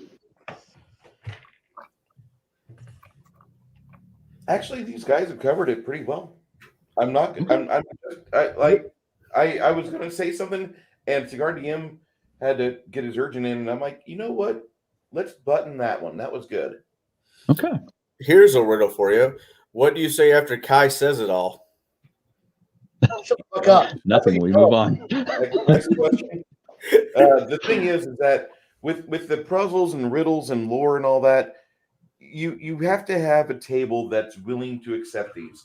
If your players' heads are bowed and they're in Facebook or Twitter or Candy Crush Saga, you've probably messed up as a GM.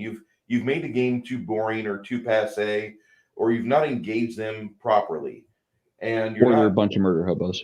Yeah, you might have the wrong table for that, and nothing's wrong with that. I mean, if you're running a 2nd edition game, Shadzars with the murder hobos, and no. I've got to rip off every console and every speaker, and I don't want to hear about plot. I just want to Doom 2016 my way through everything. I need catharsis. Give me bad guys. Yeah.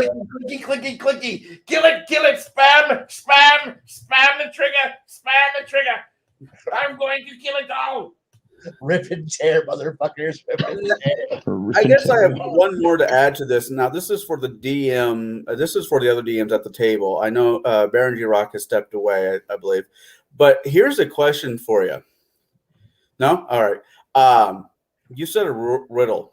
And 10 to 1 as a DM, you kind of know where everybody's stats are, at least on intelligence. You've looked at their character sheets enough. You've made notes because that's what good DMs do. They make notes, right, Kai? Yes, Kai's going to say yes. Now, if you got 2 players at the table with a 6 fucking intelligence because they want to be Murder McHobo Beefy Pants, but they get the fucking riddle, do you penalize them because they got the riddle, not their character? Or do you just let it slide? Metagame. I think metagaming is a topic for another night. But this question goes with this question. Because we're talking about riddles. It does. I think if the player knows the solution, but say he's playing one of Blaine's barbarians, and he's just enjoying the shit out of being a murder hobo, and like, go ahead. There was a player that's at the table. I'm having a 17 intelligence wizard, but I cannot mentally rub 2 nickels together. I can't make it happen in my head. I can't hear the clinking, and so you look at your player that's trying not to blurt it out because he's Thag of Thagamizer's will. He's the grandson of Thag, the Thagamizer, the Stegosaurus, hit him in the head, his grandpappy, and now he's out for blood. So Blaine's like, I got to answer this, but I can't do it as Thag. But you have a fucking wizard in the party. You go talk to him over there off camera and come back in about 2 minutes because his character would know. Him, the player, I'm not going to penalize for him not knowing, but his character would. I can also give an intake on this one. As somebody who's happily played the very low intelligence characters and the players who are supposed to be smarter than me in character fumble about, I will happily. But this might be again me loving entropy and destruction way too much. I will let them fail. I will let them fail because I'm playing an intelligence 8 barbarian. I'm lucky I figured out how to put clothes on today, and my breakfast was cooked. I don't think it's that you would forget how to put on clothes. I think it's the fact that you just wouldn't care. Right. You're like, it's Thursday. I remember to put on clean clothes today that are matching. I'm doing good. Wait, really quick. I'm colorblind, and I'm very intelligent. My clothes don't always match. But now, occasionally, if I'm watching somebody fail, and I do enjoy watching failure happen because that's actually where most of the fun happens, is when you fail. Always succeeding is never fun. Sure. See my rant earlier on Rey Palpatine Skywalker. Right. Sometimes the hyperdrive has to break. Sometimes we just don't open the door and we have to resort to battering ram to get past it. And we suck the trap damage because sometimes that's just what you got to do. But occasionally, if that player who is who has the 14, 15, 18 intelligence goes, shit. And I wait for them to make the important phrase of, hey, does anyone got an idea out of character? And that's when I go, hey, I've already figured it out. I, as the player, have figured it out, but I'm not going to tell you the answer because I don't want to tell you the answer. I don't want you to succeed. But what I will do is begin to spell out all the clues that they have missed up to that point because in my horrible ability to take notes, I've already got all the notes. I know all the pieces. I figured it out because I'm an autistic retard and I fucking do this shit for fun. And so when I spell out all the parts and then the player and I lay it all out for him, I don't tell him the solution, but I've shown you all the steps. If you can't figure it out, well, I'm sorry. I'm not telling you the solution. I'm going to sit back and go, but Thunknor is ready to go. Whatever you say, boss, we're going to take care of it.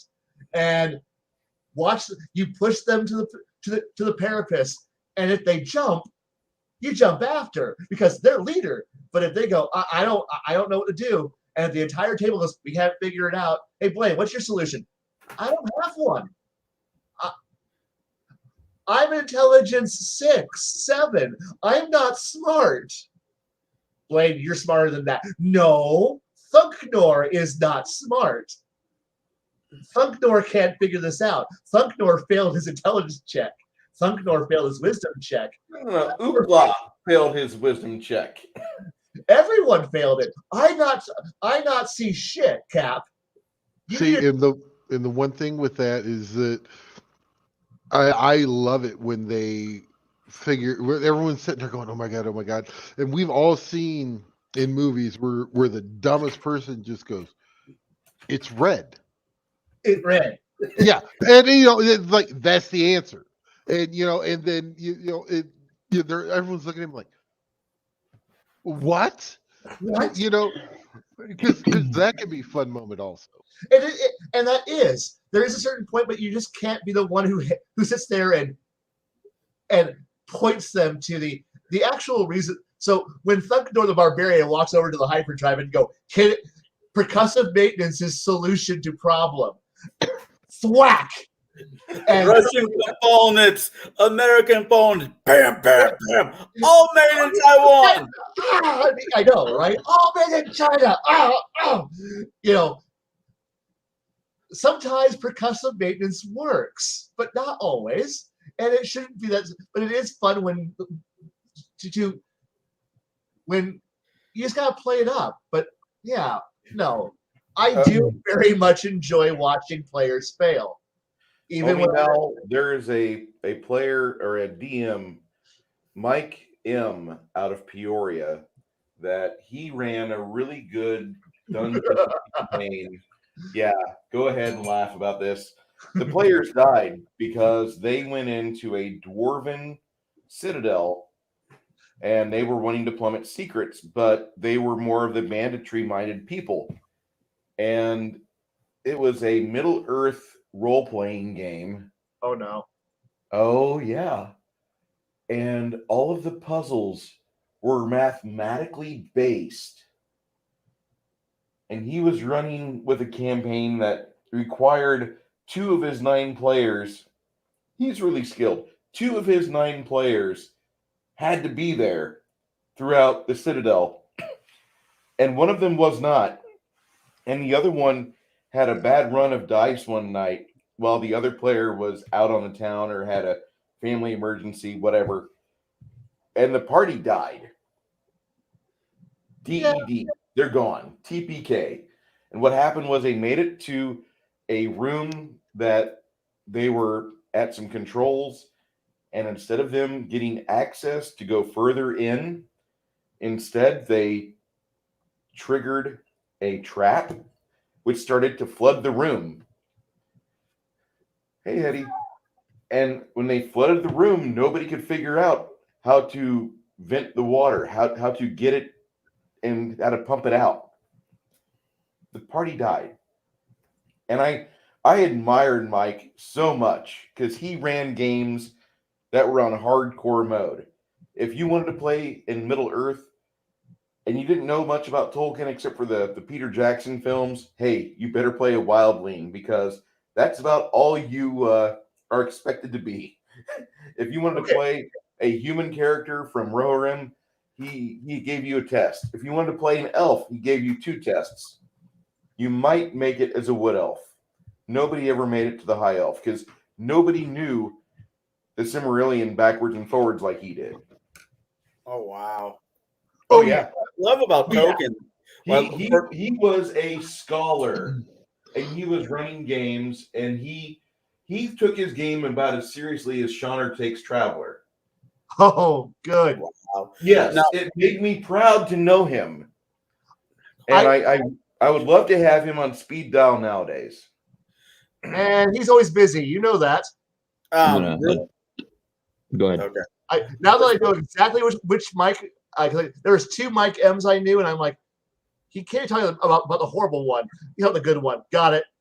Now, I was speaking of Token. I love in the Lord of the Rings where Gandalf and the Fellowship. This is the first one, Fellowship of the Ring, are sitting outside of Mordor, not Mordor, Khazad-dûm, and the door to open it was a word in Elven. The mine's And- Moria. Well, it turns into Khazad-dûm, but anyways. And Gandalf, being the wizard who knows everything and seeing everything, is freaking puzzling at the door. Except when you read the book. When you read the book, you realize it's Legolas. Legolas has a lot of the lore because he's been around for hundreds of years. I'm just going with the movie. I figured to go with what everybody's at least seen once. And it's The Hobbit. Of all people, it's The Hobbit. Isn't it, friend? The Gandalf looks at him with pride and joy. He's like, I'm such a fucking idiot. Friend, door opens. Well, I'm going to address chat here. Omanal says, other rule is players come up with a good, reasonable guess that makes sense, but not the way I would solve it. They succeed. Yeah. So as far as puzzles go, I might have, a solution in mind. If they get close, they get it. I'm not going to hold them back on it. I'm never going to hold up a game strictly for the fact that my players can't solve a puzzle. Like, I might let them have 20, 30 minutes. Like, I have hourglass timers now. And I'm going to be using those hourglass timers to, kind of gauge how much time things take. If I think a puzzle should take 10 minutes at most for them to come up with a solution, I'll set the 10-minute timer. And, if they haven't come to the solution, I'll say, okay, time's up. Give me your best guess. And if they're completely off the mark. Now, I've at that point done everything I can to give clues via either drawing it on the map, giving clues via, descriptions of things. I've given them everything they need to know, and if they've been paying attention, they should be able to solve the puzzle or the have the answer, within those 10 minutes if they just think about it. If they're really paying attention. But if, as long as they get close, that's the answer. I don't care. We're moving on. If they are way off the mark, trap triggers or the bad stuff happens. And I already, I should already know what the bad stuff is. I'm not going to hold the game up an hour to 3 hours because they can't solve the puzzle. That's not a good time for anyone. And it's really, you have to gauge the players too. If the players are just not into it for that night, like let's say everyone's just had a, absolute shit fest of a day at work or week, and they're just, or weak, they're just not into it. You skip the puzzle, you move on with the night. That's where it's like, all right, you know what? This is just gonna be a die roll. It's solved. Let's move on. So yeah, that's kind of puzzles and games. Kind of a little off topic there for the night, but I'm sorry. Fine. No, I don't know where the topic got interjected out. I jumped it in because what if the players know it, but the characters are too dumb to know it? Is where I jumped in. Well, no, I mean even further back than that. I think it started like almost 40, 50 minutes ago. The chat was starting to go into puzzles and such, and I'm like, all right, let's touch on that real quick. Okay. So tonight's been mostly about the mid game levels, how to as a GM, and the things we do to our players, and the things we do to our players, and it's mostly been like how do we keep our players interested? How do we what kind of things do we present to our players during the mid levels? What do we consider the mid levels? Those have all been the main topics of the evening. So I think we're coming up on the 2 hour mark. Are we considering continuing forward? It's only 9:30 Central Time, or are we going to be calling it here? I'm good for about another half hour before I have to start orbiting a pillow. But if you guys are needing to go ahead and you can sign off after you've declared what you are going to be doing here in the interim. We're at the cusp of the weekend, and I want those of you that are able to enjoy it to enjoy it. There is no joy. There's only work and moving boxes. That is all there is in life. Hey, Travis. I got one more we can add into middle area that we kind of didn't really. We talked about it, but we didn't really cover it per se. All right, let's get into the weeds. Right. Go for it. Items. Ooh. Now we are talking mid-level. No one should be out there with a Holy Avenger. But hold up. Back in the old days, back in my days, second edition, you could be a 7th level paladin, and that would be about the same time where you would start to go on your quest to find your Holy Avenger. Yep. And 7th level for most of us sits right in that bosom, right in the motorboat range of where you want to have the middle levels. Yeah. Well, that's it. I never played second edition. I always thought second edition it wrapped up roughly around 10 to 15th level. More likely 10 to 12, but yeah, you're right. It was a very low level game. The experience tables were different then. Level 36. Very different. But Very old. you didn't need to. Shauner's like, you're pulling cords out of boulders. Yeah. Hey. Go ahead. The mid-level, I won't lie. There's a certain part of me that always enjoys throwing one something that's just way more, because let's be honest, what book have you read that does not have somebody finding something way overpowered, way stupid? And I mean, just what the fuck? There was a book called Aragon, and I read the first 2 chapters and I quit. I know, but so there you are, you're all having fun, and then suddenly it's like, bam, what's this thing? And then the party goes, well, this might be, and now you get to see how the party interacts with one really good item, one amazing item.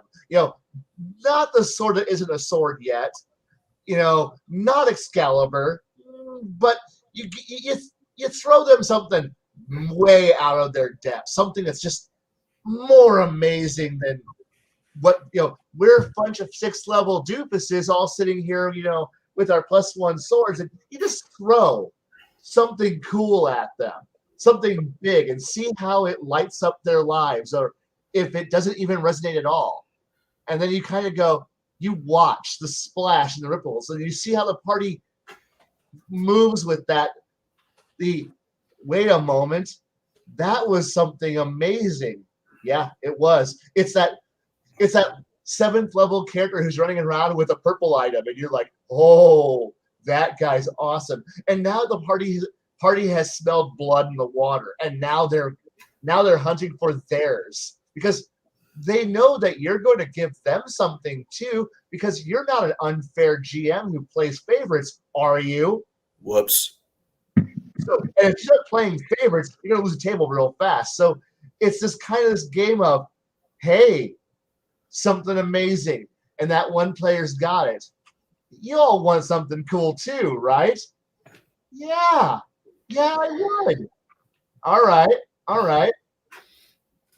And they all start talking, and now you start listening, because that first item that was amazing, that wasn't geared for anybody. But now as they're all talking amongst themselves, you can sit back and go, I now understand what you all want, and now I've cheated because you've told me what you want, and now I can start tailoring, going, you know what? What you want is a little overpowered and broken and nasty, and that's not fair. But here's something similar. It's not what you wanted, but it's really close. And again, it all comes down to manipulate your poor players into making them think that they're actually that they're not doing your homework for you. And because honestly, if you're not skating through this shit, just let them do all the work. And all you're doing is going, that's fucking brilliant. Okay.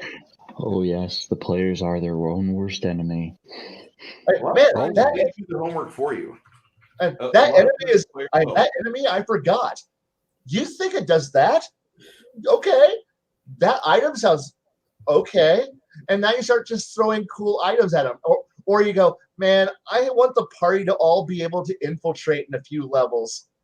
I'm going to start sprinkling a few items into them. Or unless the party goes, we are breaking into the magical police department's storeroom. What? And we're stealing everything. You mean all the evidence, all the confiscated items. Okay, Blaine, or excuse me, Kai. My favorite part of Tolus was drink, everybody.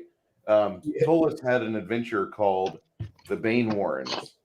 Yeah. And the Bane Warrens is a adventure where the players are seeing some really weird stuff happen midday in town square, basically, where like one orc starts shooting magic missiles out of his eyes, a lady starts to levitate, and she starts to scream because she's going higher and higher. She's not used to this. And there's somebody walking around the community that he's activating latent magical abilities. And so once the players figure that out and make him either go to sleep or knock him out or kill him, they have an opportunity to figure out what's going on. And if they do their police work right, they find out that there is a excavation going on under the city being done by some people that have a beholder on hire. And they're using it to disintegrate. Oh, fuck. And inside this vault is a bunch of higher level magic items. Higher level magic items are pretty neat. And this campaign kind of assumes that you're goodish characters. So you'll return them when you're done. But if you're a evil party, the rewards are what you find. The spoils reveal themselves pretty quickly. And it's just one of those really great games where you get to discover more about the city. And I'll even throw the spoiler in there. It's a Monty Cook dungeon at the very end. And at the very end, your 5 players or so are driving a magical steampunk mech into town.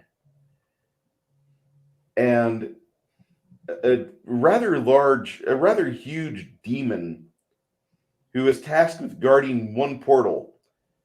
And he's actually held to his promise for the most part. He's at one portal. But your avenue that you're able to go only goes towards the demon and then out into daylight. The demon sees you driving this thing. He's like, I should have gotten rid of this years ago. And you have a huge slog down with this thing. By the way, if he manages to cripple the mech, you're all probably toast. Because you're only like 12th level. You're very squishy to him. But with the mech, you're about a CR 15, CR 16. You're pretty cool. So the Bane Warrens, if you guys are dungeon masters out there, it's a PDF for 3.0. I recommend you hunt it down and you make it yours. It is great. Go ahead, guys. Well, see, the one thing you talk about that one overpowered item. It's not that overpowered. Well, no. I'm going back to what Kai was saying. Uh-oh.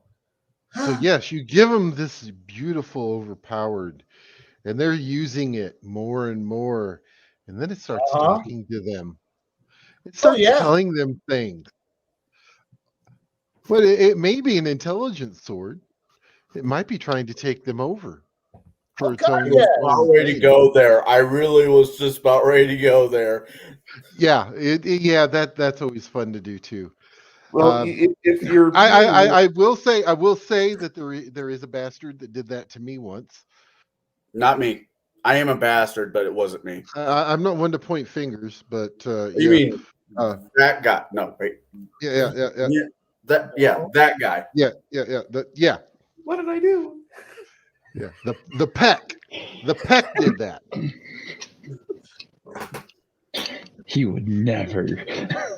Oh yeah. And don't look too there. And I got turned into a bunny. No, going.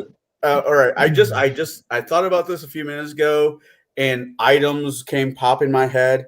But there was an item that was put on a former spouse of mine that I thought was great for any level, and I used it. I've stole it for a trap. I have absolutely stole it. The belt of ginger swap.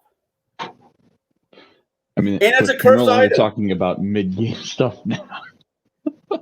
Talking about Well, that cursed was items. mid-game. That was mid-game. She was 12th level. Now, when I think of loot for 12th level, I think of the basic magical tools. Maybe depends on what system you run. I'm going to go with Pathfinder and 3.5 because a lot of these don't exist in 5e, unfortunately. The Amulet of Natural Armor +2 does not exist in 5e. Okay. I always thought it was an interesting thing. Now, I don't like the stack wars. I'm guilty of playing the stack wars. Well, I'll get bracers of protection +2. That goes in that number goes there plus natural armor. That's a +2. That's a 4 +10 plus dex. Okay, now what else can I put onto the pile? But you got the cloak, elven cloak. You got the elven boots. You got the amulet of natural armor. You have your +1 weapons. I want to say a bag of holding is probably in that era as well. Mid-game loot. Handy haversack. Handy haversack. Okay, it depends. I'm the type of DM that does do magic shops. I will have a magic shop, and I know a few of you DMs don't like that. That's fine. I mean, to each their own. But if they're in a major metropolis in Pathfinder or in Faerun, being Waterdeep, there's a chance that there's a magic shop because that's high magic. And if you're sitting at if you're sitting at mid-level, 7th, 8th, 10th. 8th, 10th, yeah. Sorry, I want this. Well, that fits into what did you say, Kai? The purple zone, the legendary weapons. Do you have this? Well, let me see my tome of shit that I've stolen, bought, or otherwise. Roll me a D10 minus 30, high or low. Nope. Sorry, don't have it because it is not in your range, and I don't want to deal with that nonsense. Part of me wants to go, no, I don't want you to have it, no fun allowed. But the other part of me is the deep down evil Ferengi player in me goes, yeah, I know somebody who's got that, and I can send you in that direction. Well, that falls under Rule 35 and 36. My 30s might be off. That's either war is good for business or peace is good for business logic from the Ferengi point of view. Right. No. My favorite one is always never sleep with the boss's wife. Always sleep with the boss. That's a rule in the high 70s, I think. But I've got the complete book somewhere. Damn you, Jade, for getting me into Star Trek more than I ever wanted to be. Yes. The rules of acquisition. Deep down, as a player and a GM, if you aren't like at some subconscious level functioning as a Ferengi, whenever the player goes, we're going to the merchant's hall. If you're not thinking like a Ferengi, you're not doing your GMing job right. You're just insulting your players because they're just going to go in there and they're like, oh, hello. Welcome to my boutique shop where we sell all the +1 and all the magical items that you would ever possibly want. Meanwhile, you go to think of it more like you go to a pawn shop. It's like, what do you want? I want this. Maybe. You got gold? This is why I like the Magical Mafia of Tollus drink. Magical Mafia of Tollus. If you have said coin, You go down to Old School Street and you find the funky shaped wizard's shop. And you go in there and it's a bar kind of really with a bar and people that are sitting there talking about things. But there's a man at the end of the bar that looks like a second edition Grand Wizard with a purple robe with little yellow insignias of moons and star constellations. And he's just got first edition wizard written all over him. Oh, airbrushed wizard shit? Yeah. And he says, I can help you if you're looking for something in particular. And you're like, great, I need this item. And he's like, do you have the money? Yes, I have it with me. Don't pay me. Here's a token. And he gives you a wooden nickel. Take this and keep it on your person tonight when you sleep. We will discuss things in a dream. And you go back to your in room and you will have a few beers. You're like, this can't be right. And you lay down. And sure enough, in the middle of your dreams or in the middle of your sleep, you get shoved into a dream and this wagon pulls up and these people say to you, you hired the dreaming apothecary to bring you a weapon or an item of note. We have got it. Do you have the money? It should be where my body's sleeping. Okay, here's your item. And they give it to you in your dream. You wake up, you've got the item, your gold is gone. Now the dreaming apothecary runs the magical mafia in Tolis. And if you are making brand new items and selling them to people, you wake up without your legs. You wake up without your spellcasting hand. You're done. They chop you up in your sleep. Don't you dare go to bed and Tolis if you're selling magic items, because they've got to run on the nighty nights. Okay. You'd be like, I've got a Leoman's tiny hut, or I've got the magnificent mansion. Nobody can invade this. Oh, you got to sleep sometime. Oh my! So I'm just saying that fixes the magical shops. Oh, sweet magical child, you're so innocent. I have no legs. I know. I personally, and I got this trick from Jade because I thought it was cool. And I definitely kidnapped it. I like to have my character at some point have dust of dryness because you never know. This goes back to traps too. You never know. Or get attacked by a water elemental. Two copper I don't know what you're talking about. I have no idea. 2 gold copper, two piece copper piece crowbar. Because sometimes you just don't want to bend your sword. I don't know what you're talking about. Dust of dryness. Dust of dryness is awesome. I've used it. I've used it in Bruce's campaign a few times too. And back when it said he's thinking, "Fuck, he's gamed with Jade," you know. There's a reason why I love I'm God's master key, also as the crowbar. It's like you can't pick the clock. I have a token, Featherfall token, but it's really the boat token that I'm going to whip out and beat somebody with it. The coin? No, the boat. Wait, what? I would never. I like the tree. I always like the tree token because you always ready it. Then the Minotaur charges at you, and as a reaction, you throw it. It goes right up in front of the boom. Now the tree, I was about ready to get eaten by the purple worm. This was after I moved down to Charles. Purple worm. What was I gaming with? Was this with you? This is when you were still gaming with me and Bruce and all them. Yeah, I'm about ready to get eaten by a purple worm. I'm like, what can I do? Well, you can do all light weapons or light items. Fucking tree. And it's like, woo, I win. Or Alchemist Fire, when you're about ready to get eaten by the angry tree vagina face. Pour that down. You play a rogue monk, and you sleight of hand the Qual's feather token of tree into someone's mouth, and then as part of your flurry of blows, and then you take your next action to punch him in the mouth, and it breaks the coin and activates it, and then suddenly there's a tree inside them, or through them. Now, all these items I just talked about, all these items are low-level items that players cheap. They're really cheap. Players should keep in mind for. And if a DM is worth his salt, he should allow them, because you should allow creativity from your players. While they are low-level items, remember, your low-level players are kept dirt fucking hobo poor. So they're not going to be able to buy and have a whole stockpile. I don't like keeping my players super poor, though, because I want them to be able to level.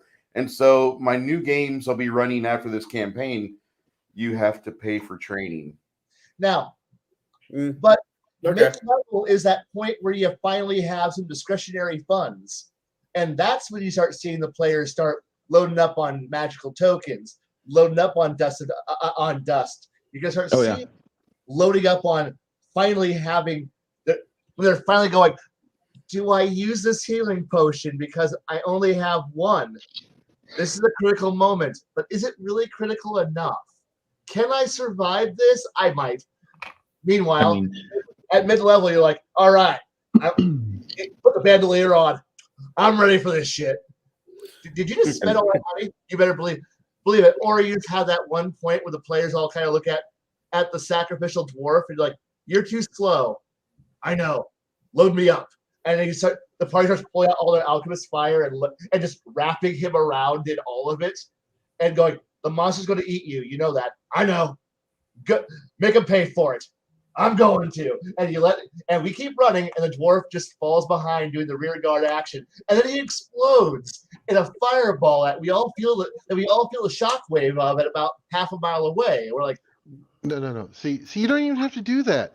You just put 2 necklace of fireballs on him and let him get eaten. Yeah, but the necklace of fireball is a high level item. We're poor. No. Yeah, beads of forest, pearl, fireball. Those are a couple thousand. 5K. Yeah. 5K. But with 5K for one necklace of fireball, I could buy a whole semi-truck, a dump truck full of alchemist fire. And we're going to wrap that dwarf, who's just too slow to carry, in as so much that he's encumbered. And he's going to come waddling as fast as he can forward, make it look good. And that monster that we're running away from, he's going to run up there. And like I said, I want to be able to see the explosion over the horizon. And I want to see the mushroom cloud. We all go, that was a beautiful moment. He died expensively. You tape it to him with that geese tape, because they don't have duct tape. It's all geese tape. And then you shake him up a little bit and you say, go on, little man. And then he turns around and says, don't tell the elf, as he goes progeny. At mid-level, I'm used to carrying like all sorts of like really knick-knacky shit. Like I'm carrying 10 doses of dusted dryness. Half of them are actually like full up with 100 gallons of water each. I'm carrying like the immovable rod. I'm carrying a rod that I can turn into a ladder at a moment's notice. At mid levels, players are carrying around either a bunch of shit that they really have no use for at that level because it's worn out or it's no longer useful, and they're just hoarders, or they're carrying around like super knick-knacky things that are very situational, like dryness. But you never know. Really quick, you never know when that situation's going to happen. Lower level, I might be honest. Go on, really quick.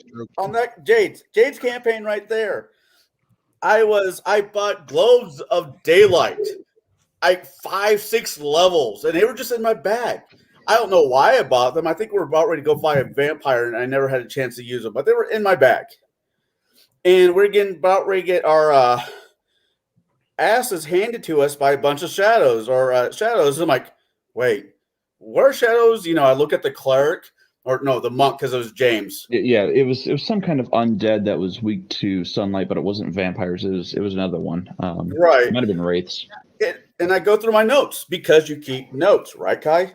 Yeah, of course you do. Right. Of course. And I'm like, hey, Mr. DM, I throw one of these at the shadow. He's like, what is it? I pull to the page because I have the page number next to it. This. He's like, let me see your notes. Here. Fuck off, Connell. Boom. Yeah. We had a Blade 2 moment. We have it's like now. I just enjoy I just enjoy the fact that most of my players like playing alchemists. They like making alchemical items. So there is always some amount of explosives in every single one of my groups. You get fire, ice, lightning. You fill in the elemental flavor. They've got it because you get them, and they will go out like what are you guys doing in your downtime? And I'll have more than like one player going. We're going out in the woods and we're just hunting for alchemical components. Then their downtime, when they're sleeping, when they're resting, when they're on trips, they're out there gathering up herbs and spices and various other weird components. So when they get back to town, they're like, we're going to make everything. I'm like, I'm not even going to ask what stuff you've got because I'm sure you've got it. Oh, they've worked the rules out with me. They've worked out, they're actually telling me, but I'm like, yeah, I understand what you're doing. You're all crafting. This is why when they go, and this is also a group where they're like, I know you're going to die, like where death happens and they're like, well, good luck, but I'm going to die. We know you're going to die. We can't save you, but we're going to make sure that nobody eats your body. And then they booby trap them because even in death you should take someone with you. And now see my fun one that I did once was I played a artificer. So I made this beautiful rod. It kind of made it maybe look like a shotgun, but it wasn't a shotgun. And when I pulled the trigger, it shot lightning, fireball, and magic missile, all in succession. Every round. You're doing it right.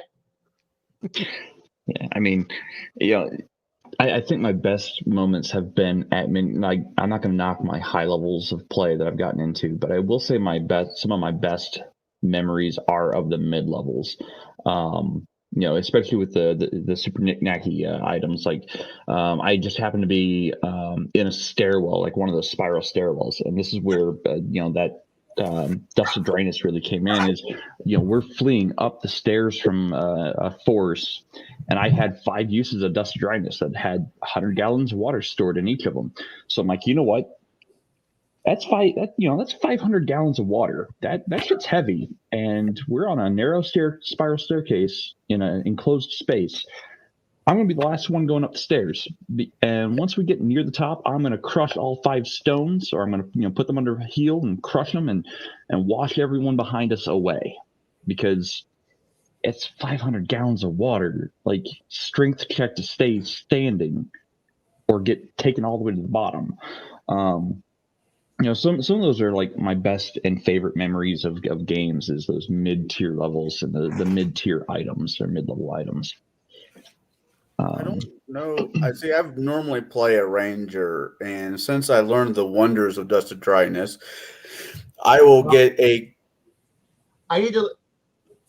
My apologies, everyone. It's late for me, and I have a very busy day tomorrow, so I'm going to bow out of this. So fair enough. Good seeing you on here tonight, Kai. Yeah. But enjoy your nights, everybody. Bye. Night, buddy. Bye, bud. And actually, I am probably going to have to make that same move because I've got to get early. Start journeying. Yeah. Because we kind of got off target on tangent. And that happens. Yeah. But what? On a tangent? Never. So I think now would be a good time for us. Do we want to keep talking about middle levels next game? Because I have a few more things to say about middle levels. Actually, I believe. Well, I think we can touch on it and then move on to high level afterward. Yeah. So definitely note those down for next time, and we'll open with those and go into the high levels of play afterward. Yes. That sounds like a great idea. Because it's going to be 2 nights of talking about high level play. Because I'm going to be back at home. I'm going to actually be hosting Gatekeepers for the first time in 10 weeks. Whoa! So, yeah. Yeah, I know, right? Yeah. Awesome.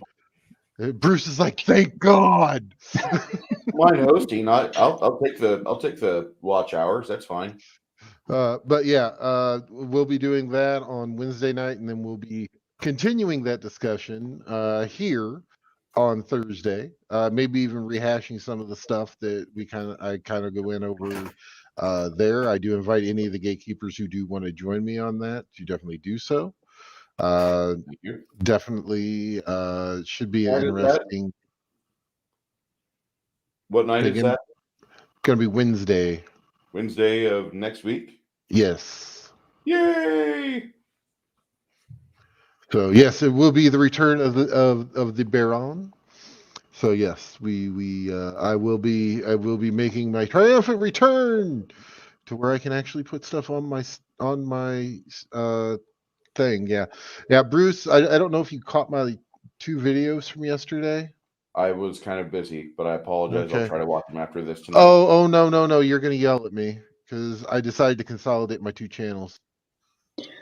I got some people leaving chat. I'm going to say thanks for showing up, those who are deciding to leave chat. Yep. Thank you so much for coming and watching. Thank you guys for showing up, because otherwise we'd just be talking amongst ourselves. And you guys do give us a lot of encouragement. We have a lot of interaction with the chat, and I even like seeing the chat interact with itself. I mean, you guys do a fantastic job, and I look forward to interacting with each and every one of you over the course of time. If you didn't see it, we had a special Gatekeepers last night. We brought Shadow and Son on, and it was Gatekeepers, not TableBreakers. It was Gatekeepers. It was Gatekeepers. Yeah, this is TableBreakers. Yesterday was Gatekeepers. I get confused sometimes. I'm sorry. Especially when I just all the time. 5 out of 6 nights of streaming. I'm like, what the? Yeah. So what are you doing on Saturday, Bruce? This Saturday, I'm trying to stay off the web for one day. I was going to say, yeah, that's probably a good idea. The wife needs a little attention, so go give her that attention. We're actually going to go for some pew time. That has so many different meanings. The most important one is the range. Ah! Not to my eye, a Papa Smurf. But all right, Cigar DM, what are you doing this week? You going to be putting up any new videos? You should. I'm going. Like I said, I've had my daughter, which I'm not complaining. I love having my daughter. So getting time to actually where I can record is not really been an option for me. You will see me here tomorrow, and probably see me again on Friday. Depends on how that goes. Tomorrow is Friday. I will be painting. I think I got back into my painting niche. And other than that, I will be putting together a recipe for a cider that I'm thinking about brewing that does not involve apples. As I joked around with Jay the other day about starting a channel attached to this one called, and I said earlier, 3 Schmucks in a Bucket, or some variation of that, of brewing and whatnot, because I like doing it and everybody else likes drinking. So that's really what I got going on. If you're in the greater Bakersfield area, Shadow and Son says there's a gun show on Saturday, one of the first they've had in 2 years. It'd be a nice way for you to get out and interact with some good people. So everybody wear their tank tops and their short sleeve shirts, so the gun show can be fully out. Yes. All right. What about Jade? I know you're busy with a lot of things. You're still working on that diorama or that 3D look for your Daggerfall background, correct? I am still working on the art. Yes. This week I actually took time to kind of tweak some of the audios. I don't know if anyone's heard the audio, if it's gotten better or gotten worse. Let me know. but I was really looking into plugins for the PC so I could really tackle my audio and video qualities. I went and got OBS and a couple other things. So that's been my focus this week. I'll get back into the art. I might do like temp art so I can start recording videos in the interim time and get those posted. I will be doing a intro video and a what does it mean to me to be a master of the game. That'll be my my first episode. Hopefully in the coming weeks. Hopefully before May. I'm looking forward to watching this, and I didn't think your audio was that bad in the first place, but I know how people are. They are very critical of things, and they get worried about others' perceptions. Well, I mean, I've listened to our channel, or the TableBreakers. I've listened to it back a couple times, and I've noticed that my audio was fading in and out, or it was I had like hard S sounds, but my semblance was way off. So I wanted to curb some of that and get better, punchier audio and cleaner, crisper audio for the audience as well as for my recording capabilities. Sounds good. Well, look forward to seeing your channel come together. Garrett, can't wait for you to get home full time. Cigar DM. No shit. Cigar DM, I might be getting in touch with you Sunday night. I don't know what's going on yet. Also, for the chat that's still here, Biggest Geekus is a growing channel, and they probably would like your support. And if you are a veteran gamer that does a lot of gaming, any edition of D&D, other fantasy RPGs, sci-fi, you might want to check out and subscribe to them. Yes. They are a growing channel. They have gotten over 200 subscribers, which seems to be the really hard spot for a lot of people to get up to. And I like to shout out guys. I really do. I think they're one of the new channels that's going to take us a little further because they go into really good deep dives. Right now they're going into Monsters of the Week Undead was their last stream, and that is their channel right there. They are also affiliates of Legion of Myth and others in the Gatekeepers circle. So we would like to see you guys there whenever they stream on Tuesdays. And until we adjourn again next week, we talk about high-level campaigns. I can't wait for it. If there's nothing else to be said, gentlemen. I got nothing. Me either. Everybody Awesome. Be safe, and we hope to see you again next Thursday night. Bye, everybody. Thanks for showing up.